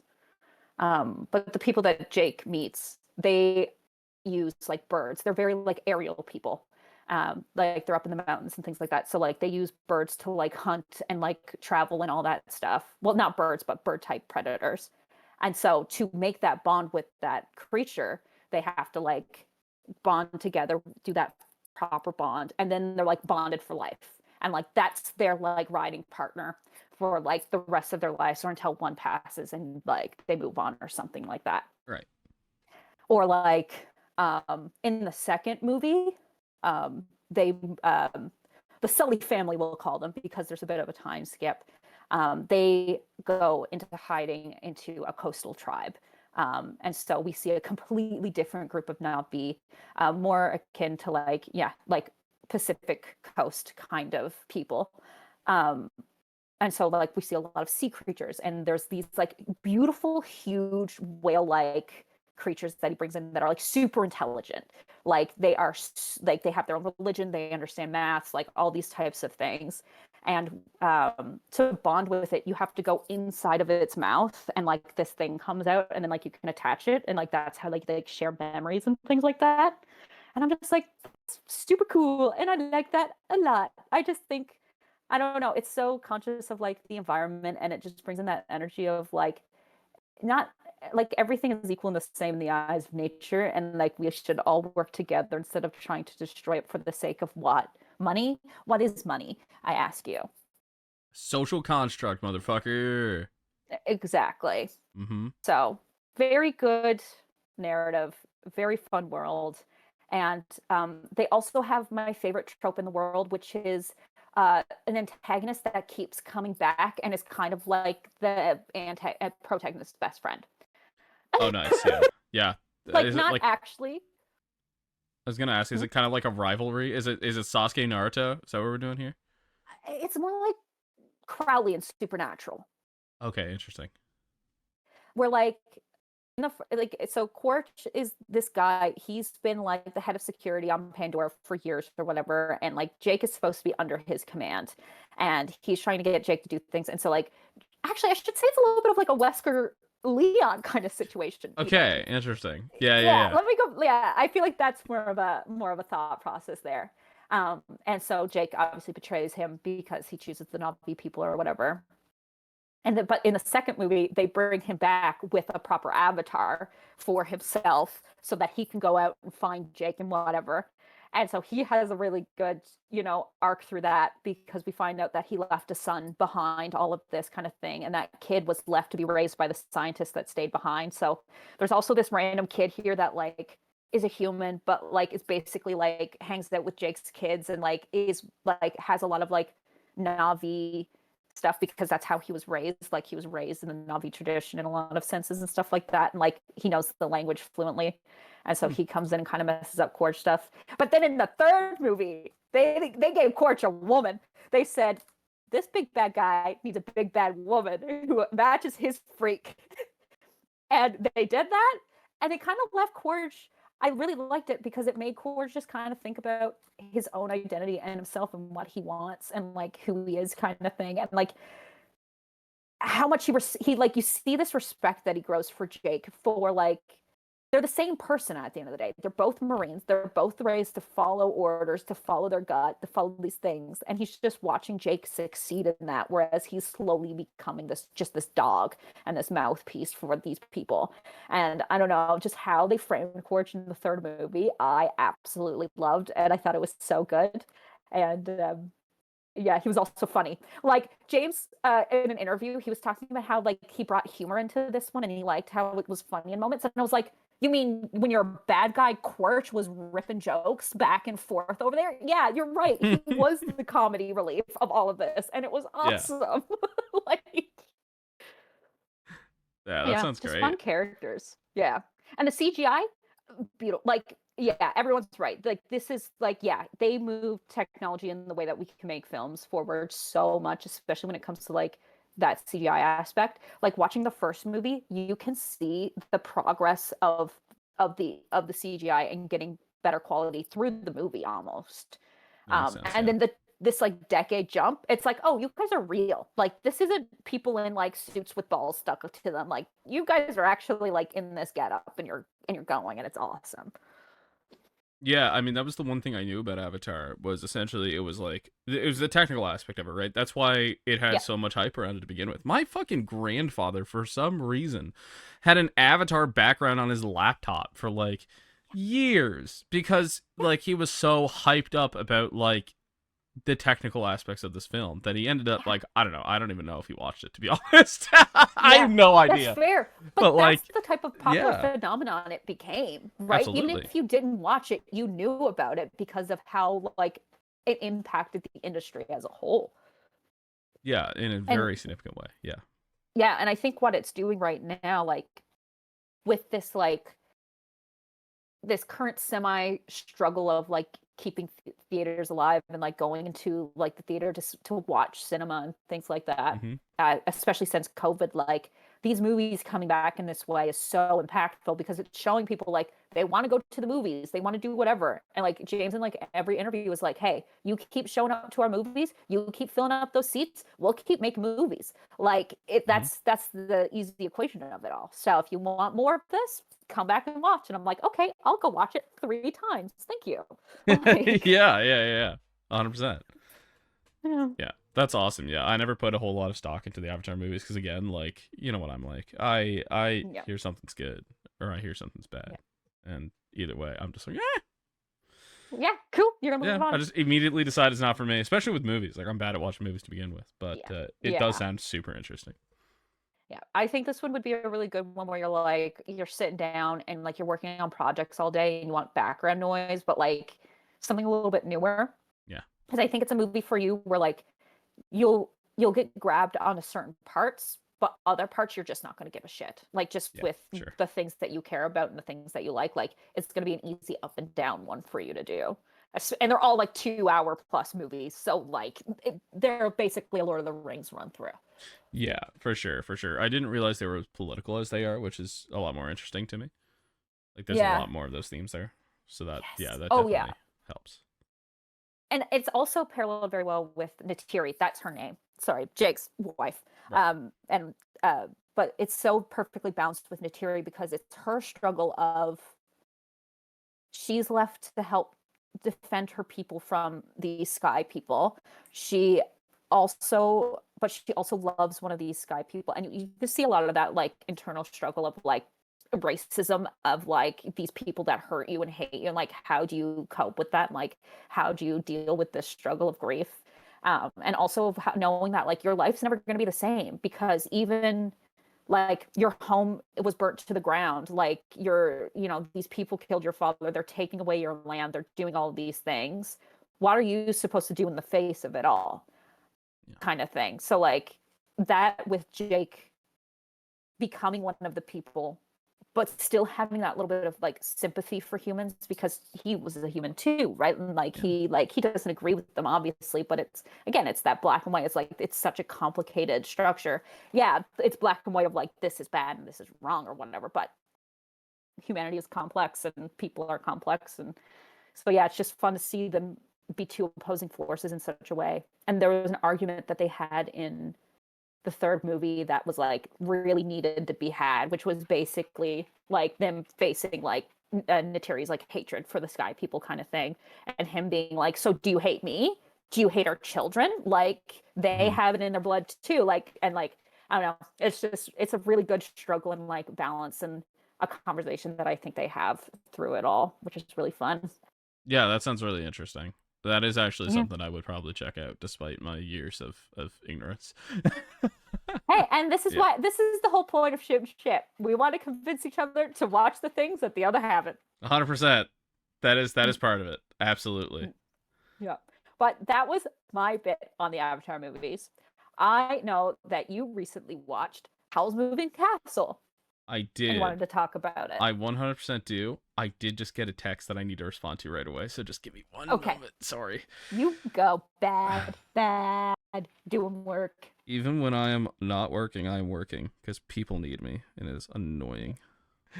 Okay. Yeah, so I did also watch a movie. I did do this. I'm Uh proud of you, honestly. I It's a actually huge watched. feat. It is. I watched a few movies. Um Okay. I didn't mention this when we were organizing the episode yesterday, but I looked at my list after. I said, "Fuck, I need to mention this to Kendall because I think it's really Yeah. funny." I will spend 1 minute exactly. You can time it. Okay. I watched I Love You Man. Have you ever heard of this movie? Is that the one with oh, he plays in that like crude Santa Claus movie. I think he plays in Grown Ups too. Yeah, I believe it's Paul Rudd. It is Paul Rudd. Oh, Paul Rudd, and who's the It's main Paul woman? Rudd and it's Jason Segel. I know the movie because it's a classic title, but I've never watched it before in my life. Okay. You might enjoy this movie. I was told Nick got kind of mad at me because I had not watched this movie. I shouldn't say he got mad at me, but he was like, "How have you not watched this? It is This seems like a classic. Nick movie. It's a Brendyn movie. Yeah. It is a Brendyn movie. It is a bromance movie about two men who bond over Rush. It is. It was made for you. It was actually. made for me. And I watched Nobody it. else in this world. I watched it. I thought it was very funny. Okay, good. That's all I got. I'm to glad. say. Well, I mean, It it's was Paul really Rudd. good. You can't, and Jason Segel. Like, you can't go wrong with that combo. Yeah, Obviously. yeah, and like I haven't seen Jason Segel much, but I did watch Shrinking last year, and he's fucking amazing in that. So I was Cool. it's very cool to see him like in a non-serious role, Yeah. which Oh, makes sense. Jason Segel's like comedy is I know him through How I Met Your Mother. Like that was the first thing I really got to see him in. Yeah. But he has like it's like Sarah Marshall, I'll always love you, or something like that. He's in Mhm. it and he's super funny. Overall, Muppets. Am I a man or am I a Muppet? Like, come on, icon. Anyways, Yeah, he's yeah, really yeah. good. Very funny, man. And Paul Rudd's Yeah. very funny too. I saw Paul Rudd in he was the second lead in Friendship movie came out last year. The one with Tim Robinson. Yes. I still haven't watched it, but I watched that trailer and I went, I don't know what's going on here, but I love the energy. Oh, you will be blown away by that movie. That movie's real good. Yeah. Cool. Okay. On the list. Yeah, definitely on the list. But I did want to talk about the movie that I actually like, really enjoyed, which was Howl's Moving Castle. So I have been very slowly picking away at the studio. Is it Ghibli or Ghibli? I don't know. I say Ghibli. Okay, the Studio Ghibli filmography, which I have not been super well acquainted with by any means in any way whatsoever. Never. I The only agree. It's only in the last couple years I've joined in on this as well. Yeah, which doesn't make sense because like I love the animation, I love how it sounds, I love how it looks. I just I'm bad at watching movies. That's my excuse. Yeah. So this started with Princess Mononoke. I had watched that. I'd watched Spirited Away. Over Christmas, I watched Porco Rosso, which is probably still my favorite of all of them. That's a great one. But me and Meg had kind of a rough day there a few weeks ago, and we were really looking for something to like take our mind off things. And we decided that maybe it's time to watch Howl's Moving Castle. And yeah, this movie, as with every other Ghibli movie, absolutely blew me away. It is absolutely fucking beautiful. Like the music, first of all, is like the fact that same refrain keeps like I forget the word, but like it keeps like coming up over and over and over again. A motif. Yes. Like and in different ways and different stylings. Like I love when movies do that with their soundtracks, especially when it is such a catchy tune. Yeah. No, I fully agree. 100%. And you've watched this as well, right? Yes. Yes. Oh yeah. I've watched it. Did you guys watch it in the English or did you watch it in the subbed? I've watched all my Ghibli in English. Okay. Yeah. Yeah. Good. So you also got the Christian Bale of it all. No, I love that Christian movie. Bale of it all. Did he voice Howl? He's Howl. I did not know that. Yeah. Okay. Batman is Howl. Yeah. Interesting. The worst Batman. I'm just gonna leave that there. That's for Cody. Hey. That's for me. Yeah, so like it's obviously an extremely beautiful movie. I did not know anything about it going into it. I really appreciate, of course, like the love story of it all. I thought that was fantastic. I love how it really feels like it's about building a found family. Like that stories like that always like destroy me. Hits you right in the heart, you know? Absolutely. And like just the way it all comes together with I'm sorry, I don't remember the lead missus's name. Sophie. Sophie. Thank you. Sophie, that's right. Sophie obviously being cursed and turning into an old hag, and like, you know, I love the commentary around that the entire movie. Like, she's like constantly like reckoning with that fact in different ways, whether it's like a hindrance or like a benefit. She's like, I can Yeah. just say and do whatever I want because I'm old and nobody will bat an eye. Or like, Yeah. she can't walk up the mountain because she's like, oh my god, I'm like dying here. Like, this is crazy. Yeah. Sophia's a very practical woman, which is what I Absolutely. love about her. She's like probably the best main character for a movie like this, I Yes. think. Well, especially the balance out somebody as chaotic as Howl is too, 100%. right? 100%. Mm. Because that's definitely what this movie needed, was somebody to balance out like Howl, who is like, I mean, his storyline is he's obviously framed as like this womanizer, this person who cares so much about his beauty, but he's always sacrificing parts of himself to like fight in this war that he believes should not be happening. Like, Yeah. and like that, it really hurts to see happen, even though he is a very vain person Mm. and he very much has that reputation. Because he is like, despite his vanity and despite how much of a fucking baby he is about it, holy shit, he's also like really caring and he really gives a shit. And like, Yeah. that is, I love how like Ghibli movies are really good at balancing out like somebody's, you know, perceived negative traits with their perceived positive ones, Yeah. to make like Absolutely. these really in-depth characters. And I also love Ghibli's ability to just say fuck context, fuck you understanding what's going on. Oh yeah. This is just happening and you have to deal with it. Yeah. And like, I'll get into that Which I more. appreciate. Yeah, I love, like, I genuinely do. And I think that's something I picked up from you and your love for Kingdom Hearts, to be honest. Because like that is definitely, you know, I So I was actually thinking about this because a little while ago, I think it was in February, I watched the second Silent Hill movie, Silent Hill Revelations. poor soul. Oh no, the second I one, not the new one. Okay, sorry. Yeah. No, not the new one. I haven't watched it. That I'm gonna watch it anyways.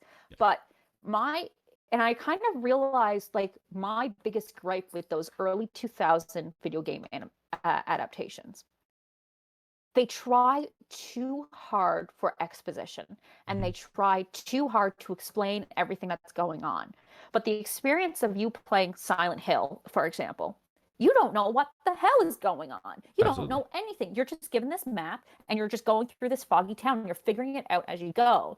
And unfortunately, at the time, directors and producers and people building these films were like, we're giving this to movie people. Who cares about video games, especially at a time when that was so much more niche of an interest than it is today?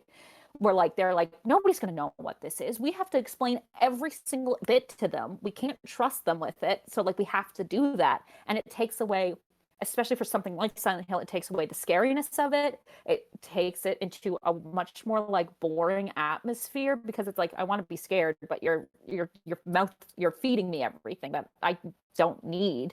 Because if you just use the world itself and you use what you got, we'd be getting here. Mm-hmm. And so I think that's where my love of it comes from. It's like I don't want you to tell me anything. I'm getting plopped into this world and I want to get that naturally. And I just want to be able to see that through visuals and through like the world and like especially depending on how the main character views it too. Like Mm-hmm. Sophie, how much is Sophie going to know about like the war or like about the things that are going on beyond her life in this town where she's a dressmaker? Like Yeah. I love being in that position with that character and I want to know just as much as they do. Absolutely. Yeah. Like, it very much, that frame of reference is so important for a movie like this where everything is super chaotic at all times. And like the viewer is in the same position as the main character in terms of their knowledge on it. So like it makes even more sense then obviously for us that Sophie is also, this is her first confrontation with all of that. Yeah. I think one of my favorite parts of the movie is honestly how they handle the witch who curses her. Yeah. Because like she becomes part of the found family.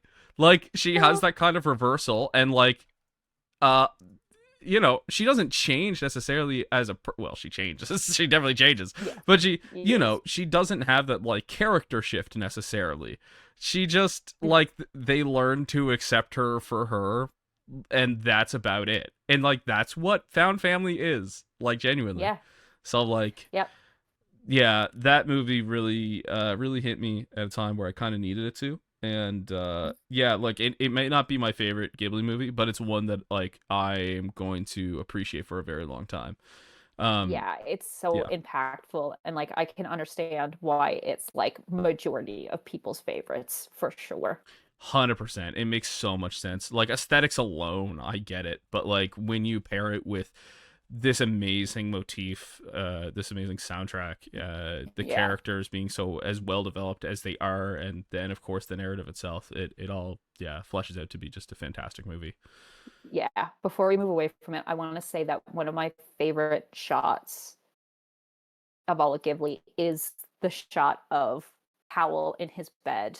And like it's such a simple scene because it's just him lying down and like Sophie, but like it's catching every little like the amount of detail that's in his room, all the jewels that are around, the carpentry, the the scars around, like how the light catches, like hard to do when you think about the type of animation that they were also doing at the time too. And like it just shows how much love is in it, and like how they just wanted to prove themselves, and how much patience that that they really took with this narrative too. And I think patience is key.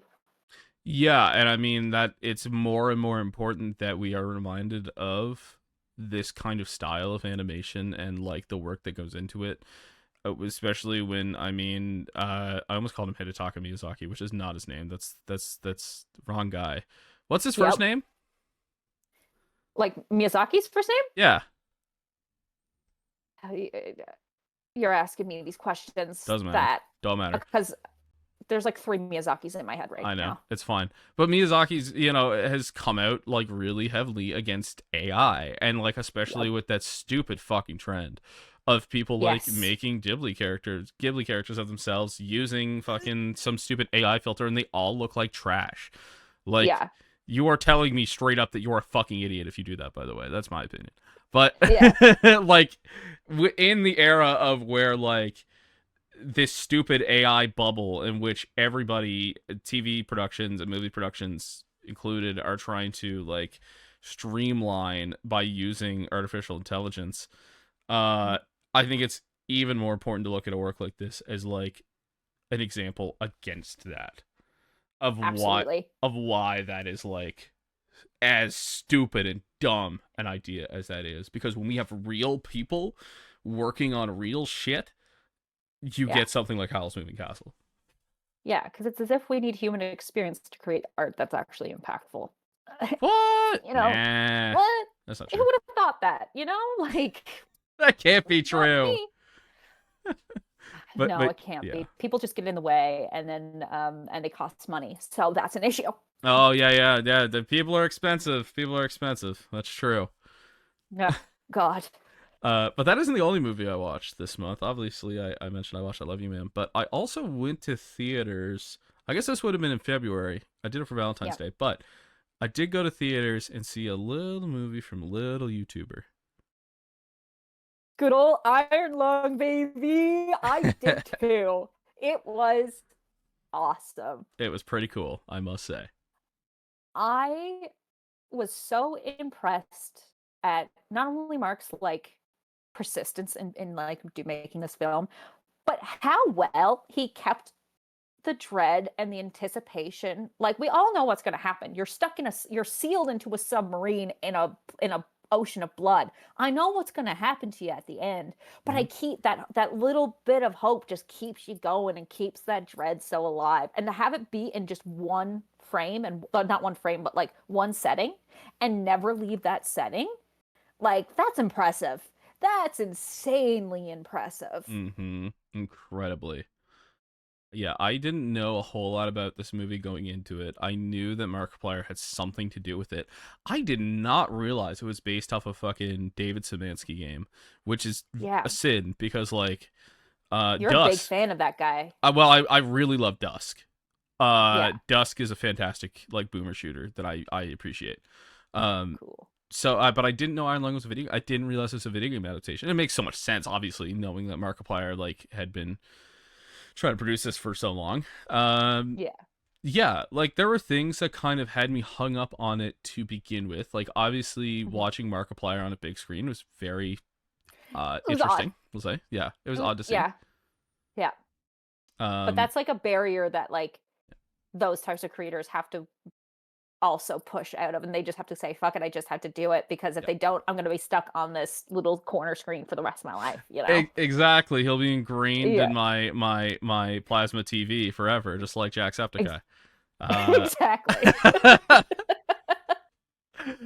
but yeah, like it was a little weird getting used to watching Mark act. Uh Mhm. but he did a really decent job. Like he really sold it. And for him being like the only person like really there, because like you Yeah, said, it is limited to this setting of like just this submarine. yeah, Um and voices. He yeah, only had and the voices to voices. work with. Yeah, yeah. And like when you're the only when you're the only actor on screen, that is a huge pressure on you. But I think Mark absolutely sold me on it by the end. 100%. Yeah. No, I thought it was really cool. I love how they did like the X-ray stuff and just like I heard a lot of people coming out of the theater that I was in. Like I was hearing kind of murmurs of like, "Oh, it was boring. It was slow. What was that?" But like Mm. I don't know what people were expecting going into it. I was expecting nothing because I was like you, where I was like, I just know that this is a video game that Markiplier made based off of a horror video game. That's literally all Yeah. I comprehended of it. But like, I don't know. There's a certain type of expectation that some people have been having with horror in lately because I guess of the horror boom that's been happening and are expecting more so like these thrillers, big jumps, big, like our early 2000s type of horror. But like, it's such a more subtle, like slow, like you got to be patient with it and Yep. people just aren't patient like that patient anymore. But like I loved it. I love that it was like this inching thing that like I kept me like, come on, let's just get to it. I didn't want to Yeah. get to it because that's how it's supposed to feel, and like you're supposed to be there with this guy who's just waiting to either be taken out of the submarine or die, like that, like Mhm. that's all he's waiting for basically. And I don't know, I just think that slow eeriness was just such a smart move, and I loved it a lot, and it's not something that I see a lot in like a lot of horror films outside of like the gothic genre, which Yeah. is intended to be a very slow paced kind of environment. um, and yeah, I personally really like that aspect of it. Yeah, I'm 100% with you on that. It felt like I was watching somebody play a video game, which is that like from my limited experience with like some of these like first person horror video games, that is what that is like. Yeah, I think of like I played mouthwashing like a few months ago, and I definitely had that experience with it where it was like very slow to begin with. It was very much taking its time so that after that first half it could ramp up into absurdity. And yeah, like that is what, like you said, it puts an exponent on that hope factor that is otherwise like not there, right? Like it yeah, multiplies it because you're just hoping that like he is able to get out of this somehow, because you can see how much of a fucking pain in the ass this all is for him. Um exactly. yeah, but it's never boring. I never found it boring, I don't think. I No, I I was interested all the way throughout, especially like what you said with the X-ray.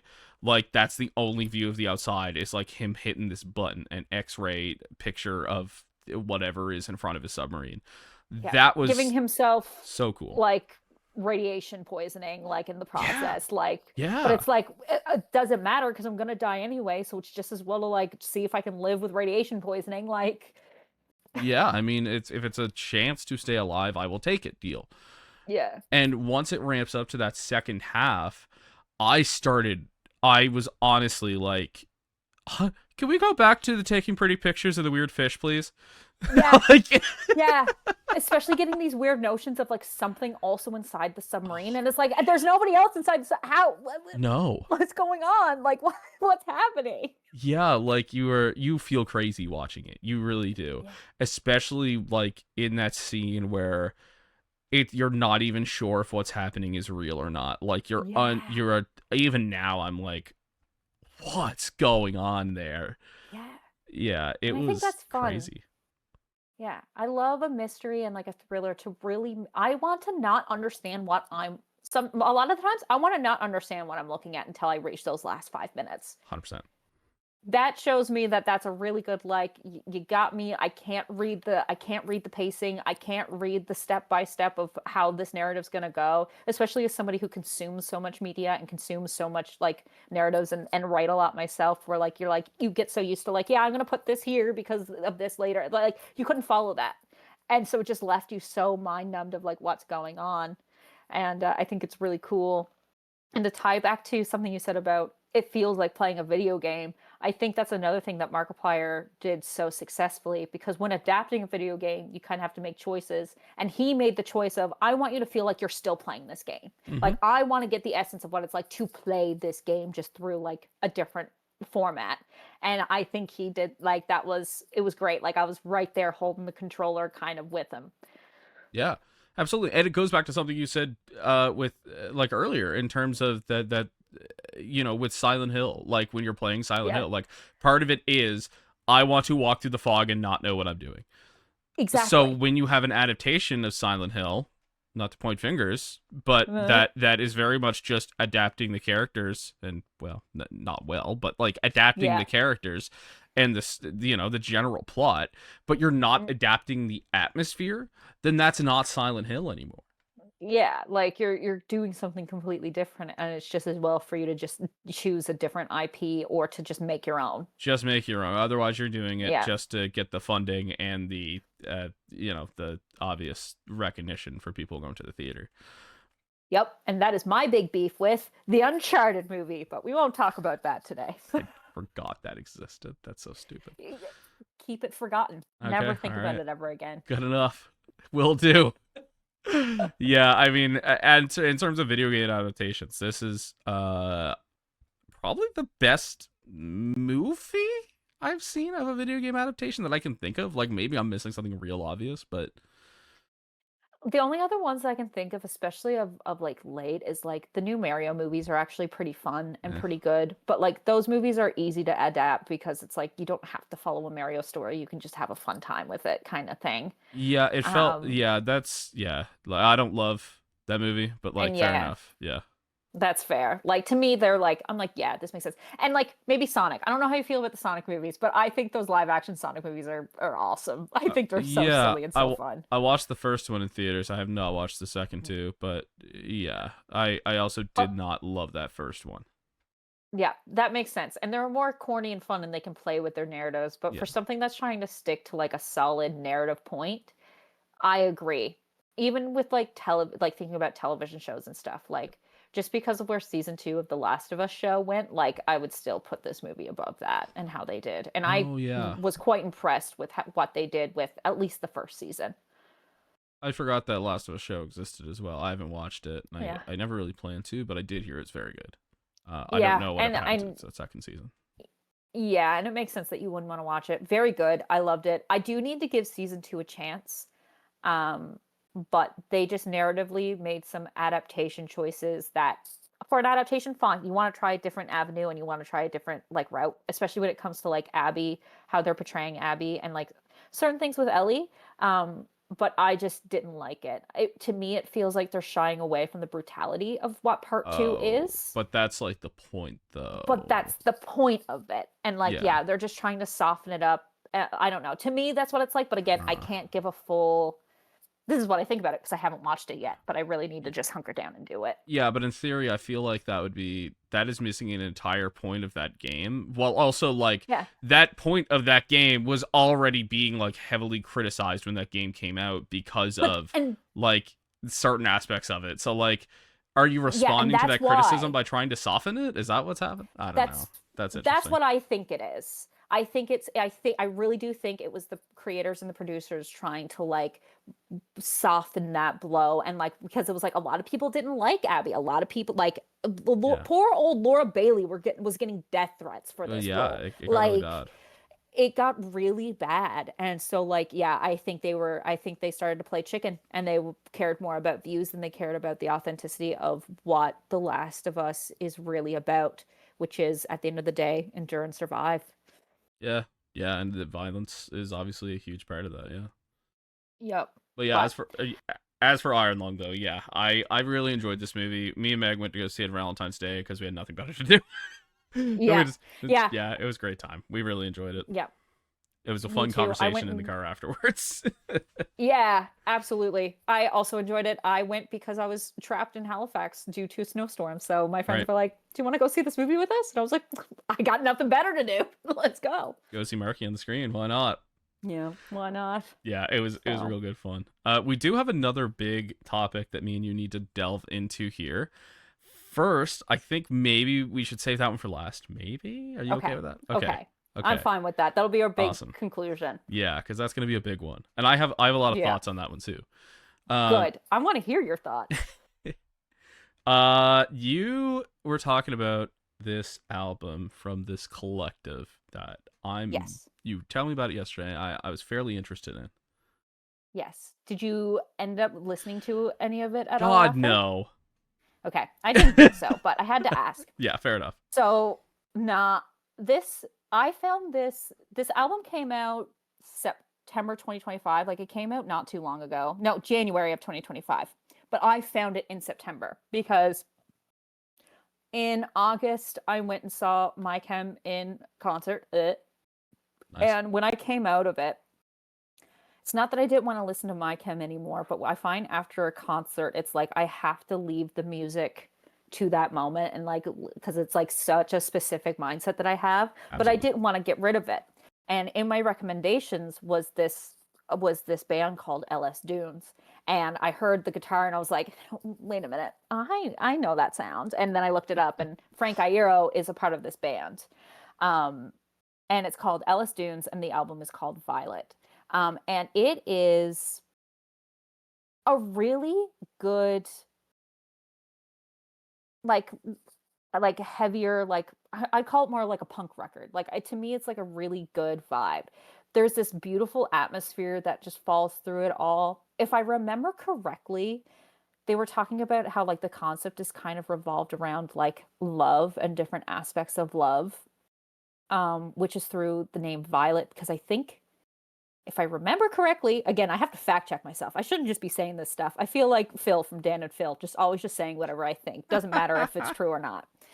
But I'm pretty sure that they named it Violet after Frank's one of Frank's daughters. Hmm. Could be wrong, but I think that was so. But anyways, it's just a really cool album. It has like very nice highs and lows. There's this like almost etherealness that they managed to bring in through like the guitars that I really like. But it's a 10 songs is on the LP, and it starts off with a song called like Magic, and it starts off so simple with just a guitar and like the drums come in later and the vocals, and like there's a part where like the vocals are just solo, so like and it's just beautiful, and then it goes into this super heavy like he starts screaming kind of situation, and like it's like bring you into that full journey, and it's really cool.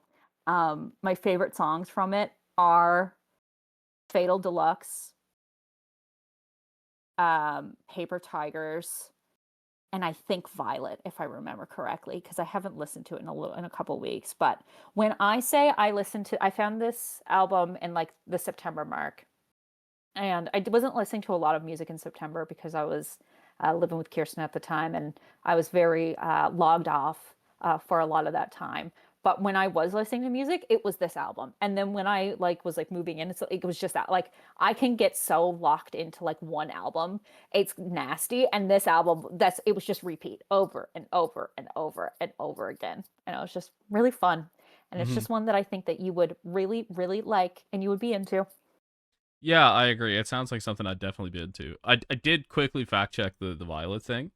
Uh, Yep. it seems like it was definitely it from what I read, it came subconsciously to Frank Iero as like this is the kind of rebirth of like LS Dunes. Like this is the kind of Yes. second coming, which yeah, is I Okay, guess the that context for makes that. sense. Yeah. Yeah. Okay, cool. See, and this is why I need to be fact checked. So thank you. But and who knows where I read that shit? It could have been Twitter and it could have been all a lie. But but yeah, because they did come out with an album in, I think the last album they came out with is in 2022 called Past Lives. Yep. Also a pretty good album, like I'm not gonna lie, but this new one, I don't know, it was awesome, especially coming out of My Chem. And like I've always loved, out of all of the guys in My Chem, Frank's solo stuff and like his own projects have always been my favorite. I just love everything that Frank comes out with. Hmm. And yeah, this was just another great addition to his collection of bands and collaborations and works kind of thing. Yeah, and as you yeah, it's a super group. Like it very Yeah. much is, and it E- I can imagine it feels like that listening to it. Yeah. I know like one of them's from Circa Survive.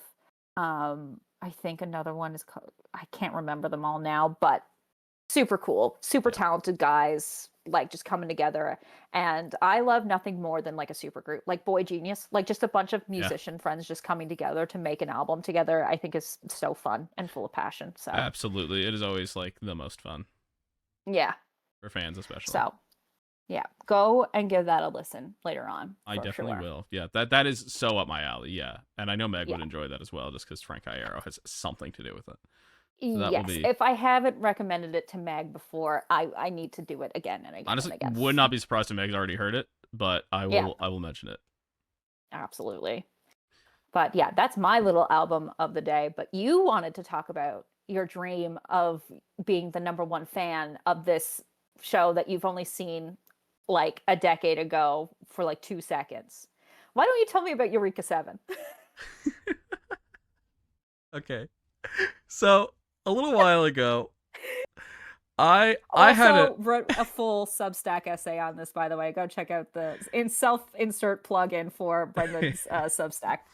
I did write a Substack essay, having watched half the show, and that specifically was a terrible idea because it was about like two characters, Yeah, and a big development happens with one of those characters the next episode after the point I had terrible right. idea. But it was I do think that's one of the better things I've written for my Substack.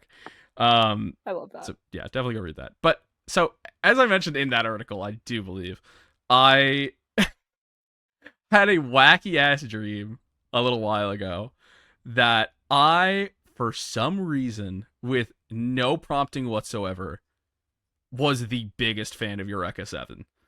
The absolute, like, I was telling everybody in my life, you need to watch this robot anime right the fuck now.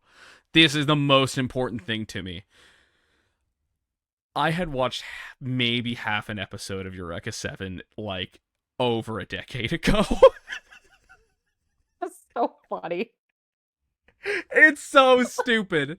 But having that dream, I Yeah, opened up my YouTube on my phone and I said, okay, I'm gonna watch this opening because I know it's a flow opening. Let me get a sense of what this is. we love Flow. Uh, robots on surfboards, trails in the sky, not the video game series, but like actual trails. Hell Uh, yeah. damn, maybe I should give this a shot. Maybe I should give Hell this a shot. yeah. It's so. I guess as a summary of what this is, um, it is a romance story first and foremost. It's a romance. About a 14 or 15-year-old boy named Renton Thurston who lives in a small, shitty little town in the middle of nowhere who has big dreams of being a lifter, which is essentially a skateboarder or a Cool. surfer. Like, it's a Walking. stand in for that. And basically, they ride like surfboards that like float in the air due to like the waves in the air or some shit. Cool. Um, and uh, a girl crash lands into his house in a giant robot. And through the course of the first episode, he decides that he's in absolute love with this girl. And he's like, I'm going to protect her with everything I have, and I'm going to go become like the best lifter. Like I'm going to go like live out my dreams before I have to like eventually go home and just become an engineer like my shitty grandfather who like pretends to hate me but actually loves me a lot. Yeah, yeah, Uh yeah. Classic. yeah, very great stuff. It's like first episode, obviously, I was drawing comparisons to like Neon Genesis Evangelion. I was drawing comparisons to Fooly Cooly. This is all like the Yeah. same plot point, right? A I boy. was Yeah. literally just gonna bring up Fooly Cooly. I was like, this makes sense. Like, this sounds like literally your favorite anime of all time. Like, Oh my god! It literally has like identical lines in the beginning. It's like, this town is so boring. I'm so bored all the time, and I'm like, okay, yeah, this is just Fooly Cooly. Like, yeah. nothing And ever happens. I'm like, crazy girl crash lands into you, and then you're like, I guess my life's gonna exactly. change. Exactly. But instead of the crazy girl being like actually insane alien, it's like she's just kind of sweet, naive. Still like the plot is kind of that she like kind of doesn't have a personality but is developing one as she goes. Okay. Like yeah, Cool. like without getting into the weird mechanics of the show, which I have probably about 10 episodes left. I do not understand the lore of this show. I don't know what the fuck is going on. None of it makes sense. It is so absurd. It is so stupid. It's made up on the fly. You just gotta let that go. Yeah, you just gotta let it go, and you just gotta ride the wave. Doesn't matter, baby. It doesn't matter. Become a lifter. It doesn't matter. I'm gonna lift over that shit like it doesn't matter because it really doesn't. It really doesn't. It's just there for the sake of we need plot and we need like a backstory, but that's not the point. Especially because like it sounds like the point is the relationship itself. This is a show about relationships first and foremost. And when I like did a quick like Reddit search, maybe after watching 4 episodes, like what are people thinking of this show? Like I don't know what people think of this. A lot of people were like, if you don't vibe with romance shows, you're not going to be into this. And I was like, well, Before Sunrise is like my favorite movie. I think I'm going to be okay. Especially being obviously a fan of Fooly Cooly and like how that also tackles relationships. I was like, okay, this is going to be something that I vibe with. And aesthetically, I definitely do. It is from 2005. It is very much, it's a Bones production, so it's it has the same kind of aesthetic as like the original like Full Metal Alchemist anime in like awesome. It's color grading and shit. Yeah, beautiful. It's a very beautiful show, and it's so fun to look at. The story, again, it's so much about like the relationships between different characters and like how like this relationship that's forming between its two main characters, Renton and Eureka, is also being modeled by other people who for context, I feel like I'm going a little too far ahead. For context, Renton ends up joining a paramilitary group, anti-government paramilitary, who don't do shit. They don't fucking rebel against anything, essentially. They're just looking for fun places to go lifting. That's so funny. So basically Fast and Furious. It's very Fast and Furious for a little bit, yeah. Until it gets to a point where it can't be Fast and Furious anymore. Where it's like, okay, like we actually need to like do things now. Which is good, but like, and that comes about from what I'm talking about, like a lot of the different relationships that are in this show, like between the captain of what's called the Gecko State, is like the name of the group, whose name is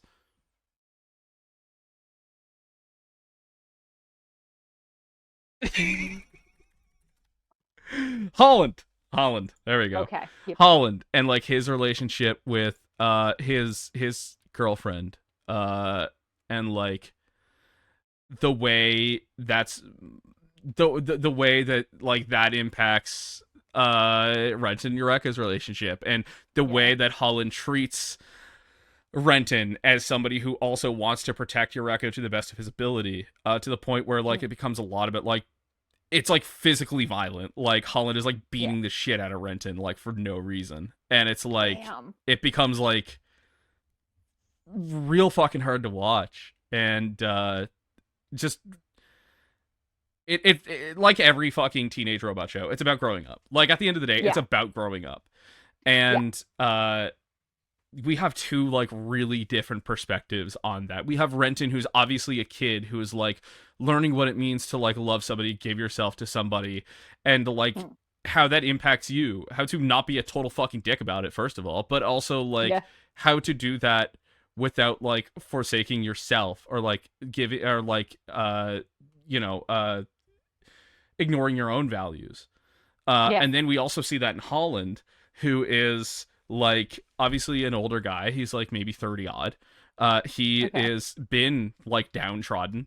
He's had these experiences that have left him like in a very morally ambiguous position. He's in a position to rebel against a government that he doesn't believe in, but doesn't really do anything about it. Like it's is very like lazy about it, which maybe lazy is not the right word, but that's how it definitely comes off. Yeah. And like we see the different types of development towards adulthood in this like child who's actually a child and this man who is very much still a fucking child in a lot of ways towards like When I love, yeah. yeah, I love that combo. I love an old man who hasn't learned from his mistakes and then meets a kid and realizes that like, oh, you need to learn from me or else you're going to be exactly where I am. And I'm also going to square up right now too, actually. Yeah, 100%. And like it does such a great job of that. And that's what I talked about in my Substack post is like just this duality between these two characters and like how they both try and find their own versions of like what being responsible means. Like Yeah. how do we actually stand up for our beliefs and like do it in a way that matters to us and protects the people around us. Uh I love that. it's so cool and it also helps that the robots aren't surfboards. Yeah, well, there's nothing cooler than that, right? Like Truthfully, yeah. robots, surfboards. Yeah, sign me up. Yeah, yeah. It is not a show for everybody, I don't think. It's like No. you have to deal with the fact that the world building, as great as it can be sometimes, especially when it comes to the characters, is very hip fire. It feels like Yeah. sometimes shit just comes up randomly, and like you kind of have to piece it together yourself a lot of the time. And Um, that yeah, is in true romance fiction fashion. Probably, yeah, probably, yeah. I know it's definitely in like robot teen anime fashion. Holy fuck. Like that is literally Oh yeah. Fooly Cooley's entire thing. But like Yep. Fooly Cooley, like in Fooly Cooley, you're not supposed I mean, you've seen Fooly Cooley. You're not supposed to Yeah. understand what the fuck is going on when it comes to like who the fuck Haruko is or like why the fuck these aliens are coming out. Like none of that matters. Yeah. What matters is the relationship that Naota is forming between Haruko and Mamimi. Um Yes. and everything surrounding that. Um Yeah. and that's kind of what's happening here. I feel like it's so much more about the characters and like the world building itself. And for that reason, like I can very much look past like some of the glaring like as fun as it is not to like pick out every, you know, little inconsistency. There are like glaring issues with the world building in that show that like I even sometimes struggle to kind of look past. Um Yeah. but it does such a great job of like creating these characters that I'm here for it all the way. Yeah. And I think that's just proof of a good piece of media, honestly. Like, I don't know about you, but like the media that always sticks with me are those ones that do really good most, and then there's that one thing that it struggles with, and it just infuriates you so much because you're like, I know what you can be, but like it's still trying and it's still doing well regardless of that. I don't know. That just makes it to me that just makes it a good piece of media. Yeah, absolutely. Like I love media that there's something I can say shit about it. Absolutely. Yeah. Like that's that and you learn to love that shitty aspect about it. And I can definitely see that Yeah. happening with the weaker parts of Eureka 7 100%. Um I love that. yeah. So while it's like it's a hard show to recommend to anybody, I am so glad I had that weird little dream. That was a wild way to watch a show. Sometimes the subconscious really has to come in and tell you what you got to do next. So Mhm. thank Mhm. you, subconscious. Yeah. And as I said, I haven't finished it yet, but You I'm will. excited to. I'm excited to. It's great. Hell yeah. Yeah. That's awesome. But yeah, that's all I've got on my end. I know we have one more topic to discuss. Yeah, that's it. You want to kick it off? Do you want to Brendyn, say, you want to fire this puck into the net? I do. And I have a question for you. Sure. And that is I want to know how you started watching Heated Rivalry. Because when you told me that you watched it, I was a little bit taken aback because I was like, Are we watching the same show? Like, are you willingly like watching some like gay, like a gay romance with me right Porn. now? It's called porn, Like, Kendall. it is called porn. Yeah, let's be honest. Are we seriously watching the same game porn right now? Like, just because again, like I watch this type of shit all the time, but like if I were to hear of you watching like Bridgerton or something like that, I'd be like, are you okay? Yeah. So yeah, tell me how you started watching heated Rivalry, the big national global phenomenon that is this Canadian television show produced by using our government tax funds. So you're welcome, world. Yeah, honestly, yeah. Anything made in Canada, fuck you. Thank the Canadian media tax credit, motherfucker. Yep. It's a reason government of Canada is plastered on everything. Um, Yep. that's really funny. Yeah, so like most things, I started kind of watching this because I I I saw a lot of people talking about it. Obviously, it became very popular very quickly, and I had concerns about it. So, just as context, Yes. I am a bisexual man. I Yes, you are. I I work at a pride organization. Yes, you are. Um, I of course am not an expert in anything, nothing whatsoever. My thoughts are my own, and my thoughts are often stupid. But Relatable. yeah, like I did like come into this with maybe a few concerns that I was hoping would be addressed. My biggest concern is that, and I still hold this to this day because I honestly like I just saw photos today from it looked really cool to be honest, a heated rivalry like drag event that Cool. a drag king I know was at, and like looked like a lot of fun. But when I was Yeah. going through the pictures, I noticed that everybody there was femme. Yes, 100%. So I had this conception, and I don't know whether or not it's a misconception at this point. I don't think it Yeah. is, personally, that this show was very much appealing to women in particular. Yeah. Or you know, people who consider themselves like femme, Yeah. I should say. Yeah. Yeah. Um, Absolutely. and that necessarily doesn't have a problem because there is not a lot of media out there that is as explicitly gay as Heated Rivalry. And Yeah. that has nothing to say about the quality of the show itself. As we'll get into, like this show's fucking amazing. I have Yeah. nothing bad to say about it besides maybe some minor nitpicks. But to Yeah. no, keep going. Keep going. No, if you have something to add in, please. No, I was just gonna say, like, I love that you bring up that concern because I mean, like, especially with heated rivalry coming up, that's been a huge topic of this conversation of why do women like and like a lot of cis women too, like and like femme presenting people, like why do these cis straight women to be very particular about a certain group of them that's consuming this Yeah. love consuming like gay narratives and specifically like gay like two men having relations whether it's sexual romantic or just romantic or both or whatever, like Sure. why do they love that so much? Because I mean this show is based off of a whole book series written by a Nova Scotian woman, Rachel Reed. So like it's not only something about gay men for women, it was written by a woman. But the thing, and I still agree that that worry is definitely going to pop up in the for the show because I mean I was working at Indigo for the holiday season, and when that season finale dropped, yeah, majority of the people that I saw picking up those books that day were all women. Yeah. But the the director who will get and like creator of the show, which we will talk about in so much more length because he is our man's, our myth, our legend, Jacob Tierney. Yeah. I watched an interview. I think he was on podcast. I can't remember the name of the podcast now, but it's done by two people who used to be on Letterkenny. Oh, okay. And Cool. yeah, it's a good one. I'm gonna have to look up the name of it later for you. But they were talking to Jacob about it, and like he brought that up. He brought up that conversation of like how women really love this stuff. But he talked about how like it's not necessarily a bad thing because it's giving these relationships views and like it's because of them that we're able to create this show. But I think it was so smart that he was the one to pick this up because he is a gay man.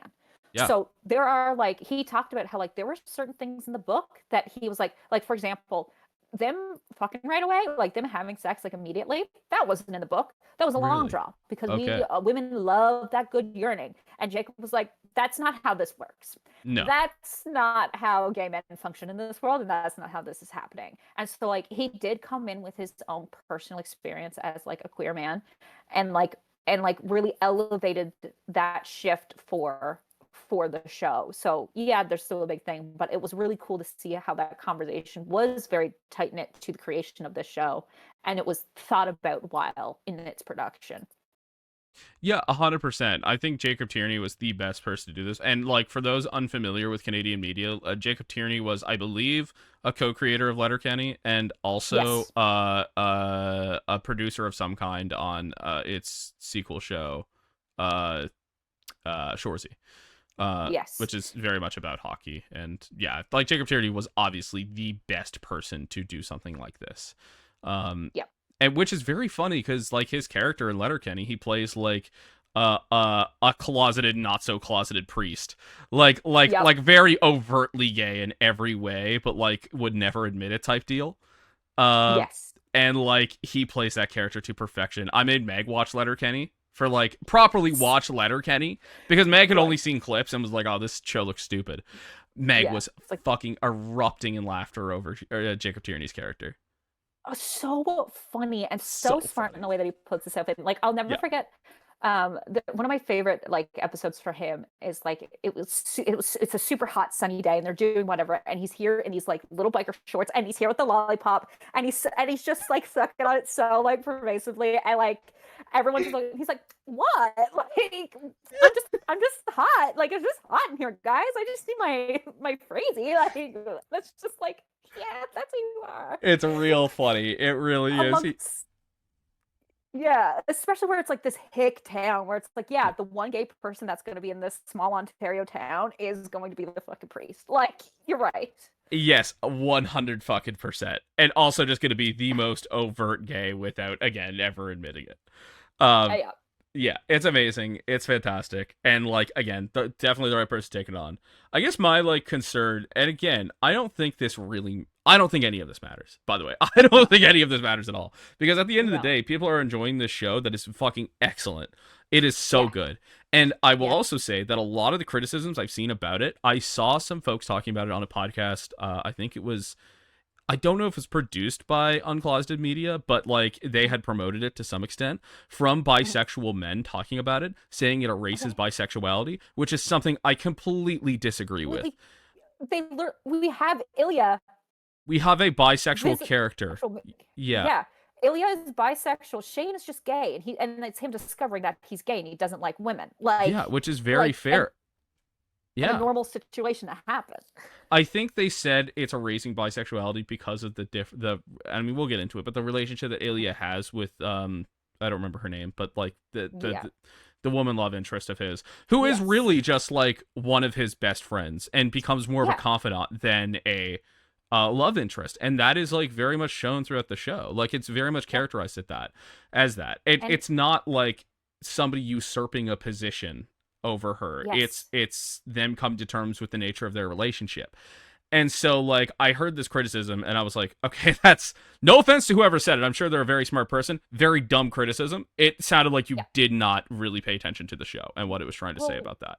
what a nice fresh of breath of air to see like Yeah, a woman in a gay narrative where like women aren't being fully villainized or victimized kind of situation. Like even 100%. with how Shane's girlfriend in the show like it deal and like how they deal like so healthy and so wonderful. And that's what I love about Heated Rivalry is that because there was a post that I saw about basically some form of hockey person who was closeted during their time in hockey and just talked about how like kind of triggering it was or something like that and how like this is not the reality of hockey and this is not the reality that we lived in and it was so much worse. I was like yeah we know that Yeah. but this is fiction and this is us wanting to create a world where like we want to show you how okay it can be and what a healthy way of processing and like coming to terms with these relationships are like everything straight from how Ilya and Shane interact with each other, how they interact with the girls in their lives, to how Shane deals with his parents and that coming Yeah. out scene. Like Yeah. that,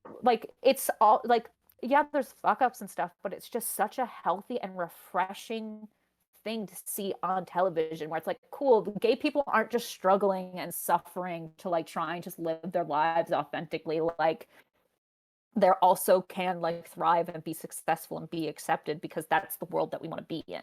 And what should Yeah. we not do in our fiction and in our media if not create the reality that we want, you know? 100%. And it's not like that's like the toxic reality of it all is bubbling under the surface of this entire show. There's a reason that Ilya cannot explicitly tell the world he's gay. There's also a reason Shane cannot do that, because they are both pro NHL players. Ilya's from a country, obviously, of which he would be fucking persecuted for saying that he's gay. And like, that is obviously part of the context of this show. That is part of the world. The reason we're seeing this is because shit like this actually fucking happens, okay? Like, let's be fucking real here. I know hockey players. I know a few hockey players. Gayest motherfuckers alive. Like, let's not fucking pretend, okay? So I also find that criticism of like, oh, this is framing this world as different from our own. Like, no, it's not doing that. It's letting these people exist without that toxicity. But we know that toxicity is still there, bubbling under the surface. It is right there. There's a reason that everything is happening the way it is happening. And it is trying to overcome that. And sorry, one last point on that. Yeah. The real world impact of a show like this that it is having on the hockey world, which is notoriously homophobic, which is notoriously shitty to women, to gay people, to trans people, to everybody. It is having a real life impact to the point where like one of the executives at the NHL had to make a statement saying like the NHL should be more like, it should be more accepting. Yeah, which is a huge deal. I mean, because like, you know, like, yeah, like thinking, because like think about the harsh reality of like, you know what, I don't know if you recall, but a bunch of hockey guys in the NHL were they were going through court for sexual assault accusations, and unfortunately they got out scot-free. And it's like, that is the reality of our world. But like, certainly, again, the whole point of media and art is to try and show again that it can be better. And that one step of proving, yeah, you're right, we need to step up, at least you're admitting it, at least you're proving that like this is like a place that should be a lot more like put together and like a lot more friendlier, because like you're the number one sport in a country that's so trying to desperately be about community and so about like like it doesn't matter who you are and where you come from, because that's Canada's nationality, right? Like 100%. we're all from everywhere. So why wouldn't you take in that kind of mindset for the sport that brings the whole country together? Yeah, the sport that we are taught from a very young age, like this is where our community, this is what our community forms around. And like for those of us in that world that understand that hockey is like, I mean, you especially, you grew up at a rink, essentially. Yeah. Like me, maybe not so much, but like my brother played hockey growing up. I watched so much hockey on TV. Even now, I will continue to say I don't give a fuck about hockey. I'm still watching the playoffs, okay? I'm still watching the playoffs. It's still happening.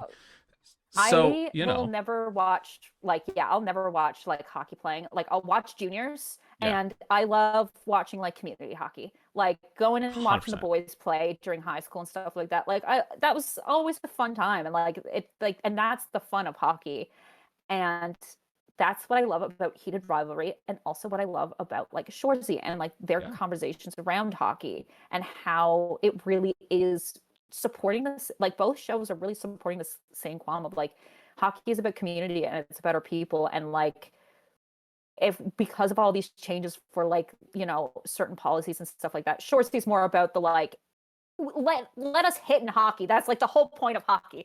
But like it's still also all about like building that winning culture and like how to like, you know, make hockey better for everybody. And I don't know, I just think it's beautiful that those two shows can correlate, not just because of the people who produce it, but it shows that these people have a very strong idea and a strong sense of morals that they want to pursue through their media. And it doesn't just have to be a comedy, it can also be like a spicy romance too, like, you know. 100%. Yeah 100%. And no matter what I said like about like how I feel like this appeals to women, at the end of the day this is so much in like advancing advancing equity for gay men. Like, that is a Yeah. lot of what this is. Like, it is okay. This probably hasn't happened since, I would imagine. But Yeah.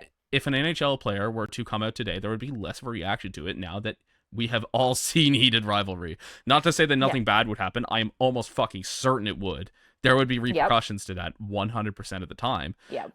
But because of the cultural shift that has happened with a show like this, that has actually, like, the cultural impact of that is fucking immense, is my point. Yeah. Oh, 100%. And I fully agree. Because yeah, unfortunately we'll have those things. But the mass people, instead of going, there what? It's just, Yeah. checks out. Like, Makes of sense. course there's gonna be a gay hockey player. There's every Ugh. like it's like that. I don't like that stupid argument of that, like, people, especially in the early 2000s, and I'm sure people still make this argument of like, we're like, it's like with the rise of like talking about like autism, and like the rise of talking about like of trans people, especially, and stuff like that, where it's like this, why all of a sudden everybody's gay, everybody's like mentally ill. It's like, no, we've been all here this whole time. It's Entire just time. we are now creating a culture that we can talk about it and be ourselves in it. So like, you're going to see us more, and like, boo-hoo, sucks to suck, but it's gonna happen. Exactly, right? Like, all of these people have existed for millennia. It's just now they're, actually able to be themselves in public.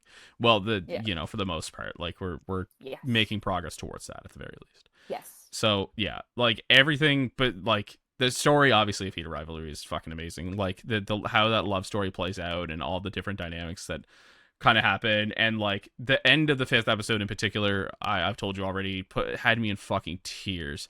I was screaming at my fucking monitor. Yeah, fantastic. Like, genuinely amazing show all the way through. I would recommend it to everybody. It's just a fun romp. Yes. It's like, yeah, it's spicy, but like, it has good drama. The intensity on the ice is really good. Like, yeah, like, hockey is second nature in it, but it's still so influential throughout the whole thing. Another thing that I thought was really smart too was how they did the text conversations. Yeah, 100%. There was no like narrative to it, because that was something else I saw too that people were like praising it for, of how like it forces the audience to look at the screen, because that's something that like people creating TV is in particular is struggling with now, because there's these two conversations of, we just need something that they want to throw on while they're doing 10,000 other things, or while they're scrolling on their phone. Like, that's all we care about. It doesn't need to, say everything, never show, yada yada yada. And in this show, especially with how Jacob does his directions, and especially how he frames things, where like he usually has a really good steady blocking of like, narration, we're going to do a sick hockey cutscene with some sick music, narration, steamy scene. Like, he jumps between like those verbal, and then he's so cool with just having music playing and just letting the camera speak for itself. And I really like that he did that and really forced people to like engage with what he's making. Yeah, 100%. Like, I didn't think about that, but that is absolutely the case. Yeah, like, it is a very like visual heavy show. Yeah. Like, yeah, you very much have to pay attention to, which is good, because again, that yeah, especially in the like the second monitor age, that's yeah, it's a bit tougher. it's a big, yeah. But yeah, fantastic show. Like, I had somebody ask me the other day, like, I don't like hockey. Will I like Heated Rivalry? Yes, abso-fucking-lutely. Do not worry about the hockey aspect. You don't need to know a single thing about hockey. Hockey is the setting, not the necessarily like exactly the purpose. And if you're a sports anime person, this is the show for you. As a sports anime person, fucking yeah. You love your Chrono Basket, you love your Skate Infinity, like, go for it. This is it. Like, this is what you've been waiting for to live action. And if you like Yuri, oh buddy. We got the show for you. Yeah. So like, I feel like any of my criticisms of this show are like real fucking like loose, like, I'm thinking about things way too much. Like, that is, but I'm so fucking happy that show is making me do that, because like, I don't get to do that a lot with shows. like this, you No. know? You It's say so it's so easy to just like be able to grab it so fast. And now it's like, no, I have to search, I have to dig and yeah. really think about every little thought process that is occurring to create the show to find a critique in it. Yeah, and when my best critique of a show, when my strongest critique is I'm not sure who this is for. Mm. That's a pretty good fucking that's a pretty good sign, I think, like for the most part. Like when that I really have to fucking dig deep to just see like, women like this show a little more than men do, I think maybe a little bit. Yeah. So fucking what? That so doesn't matter in any Yeah. regard because like let's be real, there are not enough shows for women out there either. So, No, who no. cares? And the last thing I'll say about that too is I also think it speaks volumes to how romance is perceived and how like and how men like again the reason why women kind of love these things is because it's very rare to see like that type of emotional intimacy Hmm. between with one man, let alone two men, so they're living this like high fantasy of like what would this look like and what would this be like to just see like this softer, more intimate side that men refuse to show. And so when it comes to more women watching it, it's because that's what they're looking for in a fantasy, but also like that's terrifying to men, to a lot of men, especially if Yeah. we're thinking about like cis men and like that type of situation. So it's like you have to force them to sit them down and watch it. They probably would really like it, but it's also forcing them to sit down and think a lot about themselves and how they deal with emotion and intimacy and, you know, all that type of stuff. Because ew, a romance? Gross. Yeah, and I mean, That's for yeah. women. You know? 100%. That's a huge part of it too. Like, Yeah. you're not going to see a whole lot of the few conversations I've had with straight men who have seen the show have said, Yeah. "Damn, it's a pretty good show. A lot of sex scenes, huh?" Yeah. Which also very fair point. Yep. There's a lot of sex scenes. Even I found them fairly There was a lot sometimes. yeah, there But was you know some what? that I was like, Whatever. you can definitely take it away, but that's the point of it as well. Like it is Yeah, a steamy, like smutty romance. So like show it on half the TV. scenes are just sex. So do it, cowards. Do Let me it. see that man's ass. Yeah, like honestly, it's fun for the most part. Like Yeah. there are definitely parts where I'm like, okay, all right, let's get to the. We don't need to linger on this more than fucking a few minutes, like maybe a minute. Yeah. But like again, if I'm digging that far for a fucking criticism that like Yeah. again doesn't even matter, Yeah. that's a testament to the And show's that's quality. also my critique on a lot of just sex in film and stuff anyways. Same, Most of yeah. the time, regardless of who's having that relation, I'm like, okay guys, this isn't really proving much of like a need other than to show people being hot and sexy. Like, can we like Yeah. let's move this, let's keep this If I wanted to watch porn, I'd go watch porn. Yeah. going. Yeah, like Yeah, yeah. Pornhub's right there. It very much is. Yeah. Also Canadian owned. So, Oh damn. yeah. Slay. Cool. Yeah, but anyway, that's Heated Rivalry. Yeah, no, it was I got into it not necessarily out of spite, but like having a few curiosities about it and knowing that straight women were really loving it and me kind of just being like, "All right, let's see what's going on here." Yeah. And yeah, I absolutely fell in love with it. I thought the show was fucking amazing. Rachel Reed, if you're out there, I'd love to do an interview with you. I'm just saying. That'd actually be pretty sick. I would really like That'd be to. pretty cool. I'd really like to. I haven't reached out to anybody on your team, but I'd be willing to. Please, maybe. Thanks. You should do it. I work in the Just go, Halifax like, area. If that helps, I don't who knows where she's at right now?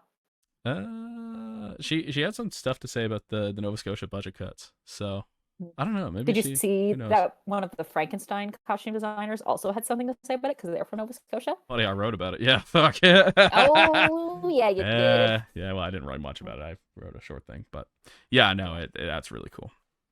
I'm was Okay. very glad to see that.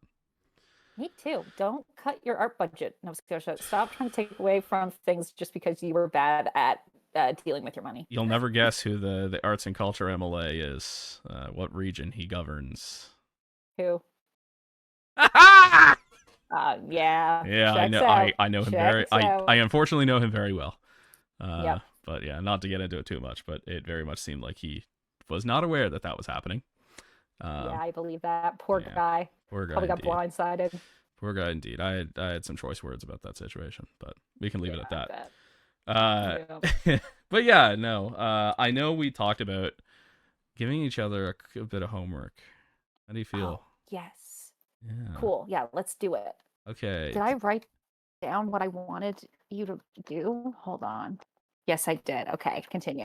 So, yes, we as this is our kind of like our monthly roundup of some of the things we've watched both together and obviously separately. We wanted to be able to make sure that we're very much on track with the things we've watched together, at least somewhat, and also to introduce each other to new things that we both really like, whether it's something we've loved for a long time or something that is pretty recent that we have interesting feelings about. So we're going to do a bit of a recommendation to come back with next time whenever we do this next to hopefully kick off a bit of a discussion on whatever that thing is. Yeah. Yeah. So it's up to I think you. Would you like to share yours first, or should I share mine? I can share mine first. Absolutely. Go for it. I have two for you. Okay. When we were in our chat yesterday, and I also mentioned Lord of the Rings today, and how you're famously bad for watching movies. It took so long to get you to watch the Lord of the Rings movies. So long. You're And you not like doing the this to books, me. right? Motherfucker, you think I You read? Yeah, that's fair. But like I'm just like, what, Brendan, how have you not done this? Luckily, you have watched the first two movies. I have. They're good movies. They are good movies. So you have to watch the third one. That's my only movie recommendation for you is that you have to watch Return of the King. I would say watch extended edition, but I don't hate you, so you can watch the regular one because it's fine as well, I guess. I'm gonna end up watching it with Meg, which means I'm probably gonna have to watch the fucking extended edition. I also think that's the one I have on And DVD, so that's probably what happens. that's because Meg has taste at the end of the day. Yeah, unfortunately, that is true. And my second recommendation for you, because I don't know if I've gotten you to listen to them yet, it's a music recommendation, but an artist that I fell in love with last year is called Rocket. You've definitely heard me talk about them Yes, I before. have. They're these super cool, like grungy, like indie pop. Like they remind me a lot of like Paramore, but like a little bit more of like a shoegaze kind of vibe. They only have one EP and one LP, but they are super cool. I love them a lot, and I want you to listen to them and let me know how you feel about them yourself. Okay. All right. That I can do. Yeah, Yeah, two yeah, yeah. easy things. Two very easy things. Yeah, 3.5 hour, 4 hour movie, and yeah, it's music. No, that's great. Yeah. Okay. I was not expecting Return of the King to come up there. All right. Yeah. You're the one who said I could give it to you, and I was like, You you know what? Yeah, yeah. I will. Oh yeah, it was highlighted, and I just skipped over. I skimmed over it. That's great. And Rocket, yeah, I remember you telling me about them, and I listened to maybe a track or two. But yeah, no, I'll definitely dig into that. That's awesome. Yeah. I only have one recommendation, and it is a music recommendation as well. So on my birthday, March 20th, 2026, a new album dropped by this band called Gladdy. Gladdy, Gladdy, Gladie. IE. So Gladdy is this kind of, again, like indie punk band, kind of DIY vibes. I want to say probably the Los Angeles area, more than likely, if I had to take a guess. They produce some real fun, but also, as you can imagine, introspective and like pairing that like fun tone with like depressing lyrics, the shit we love, right? Classic. It's also happens to be produced by Jeff Rosenstock. Oh, of course. The man, the Mm-hmm. myth, the legend. Yeah, so me and May got really into their first album, which came out a couple years ago now, I would imagine, but we were really hyped for this album. It's called No Need to Be Lonely. Okay. It is not very long, but it is a banger. It's really good. It's speaking of which, can I give you one more music recommendation now that I think about it? Yes. Okay. Absolutely. I Okay. have been I have been in such a blank place with music lately. I've just been letting like Spotify playlists just like pick my music for me, and I hate it. I give me something. Okay, this is something that is definitely up your alley. It's very like, uh, do you know Joyce Manor? No. Okay. Joyce Manor is kind of like a rock band with some real emo vibes. Again, Cool. I'm pretty sure from like LA area. Um, Yep. they've been around for a long time, and what their thing is essentially like one of their, I don't want to call it a gimmick, but like one thing that they Yeah. really stick to is like keeping their songs as long as they have to be, which means a lot of Sick. their albums are like 16 minutes. Uh, That's awesome. it is. It's really fun. They make some great music. They had a new album come out this year called I Used to Go to This Bar. Um, another just I this was one of those albums I just kind of had on repeat for like a full month, and I Hell yeah. became really difficult to come up with music recommendations for like the February Substack post because this was all I was listening to. Awesome. Yes, I think I remember you talking about it in that one. Yeah, definitely up your alley. I think you'll enjoy it. Cool. No, I agree. I'm going to probably listen to these as I make my way to work after this. Amazing, amazing. But yeah, I guess that's it. I guess that wraps it up. We've been I going think for so. oh my god, we've been going for like A long time. I'm both surprised and also not at all at the same time. no, and Um, like we said at the beginning, like we don't really get a chance to have these conversations much anymore, obviously, because we live in different provinces, and yeah. that it And are both very busy. yes, very busy, and we are who we are, and it's the everyone's. We can go so long without talking to each other, and then all of a sudden it's like, and then it's like, Yeah. Yeah, okay, yeah, yeah. I think we're both great at yeah, like no matter how much time passes, like we're always right there. Like we really yeah, are. Yeah. it's really awesome. Uh So yeah, this was a really fun, successful, I would like to call it, first episode of shooting the shit. shooting the shit, baby. We Yeah, sure shot that shit. Uh every day. somebody's calling me on Facebook. They are gonna have to wait. Okay, Yeah, there you go. once again, go follow Surf Lawrence K on Substack and Instagram and whatever else Ken has on the go. That's pretty much it. And make sure to follow Brendyn's. Brendyn, you're on Substack. You have a YouTube channel that you've been doing stuff on. And do you still write posts for the Coast? I unfortunately am still writing for the I shouldn't say unfortunately. I am still writing for the Coast. I write for the Coast daily newsletter every Tuesday to Friday, Saturdays for subscribers, with about one or two stories a week depending on my schedule. So if you are interested in local journalism that sometimes touches on arts and stuff, that can be found there. I recently had a very interesting conversation with maybe it'll be out by the time this comes out, maybe with local artist Loviet, who has a new EP on the way, very pop punky. She's great, fantastic artist. If that's up your alley, I'll read that. YouTube channel with a video essay and maybe some more stuff coming once I get to it, and Substack. Yeah, Yeah, cool, there we go. awesome. Thanks so much. We will see you next time. Cool.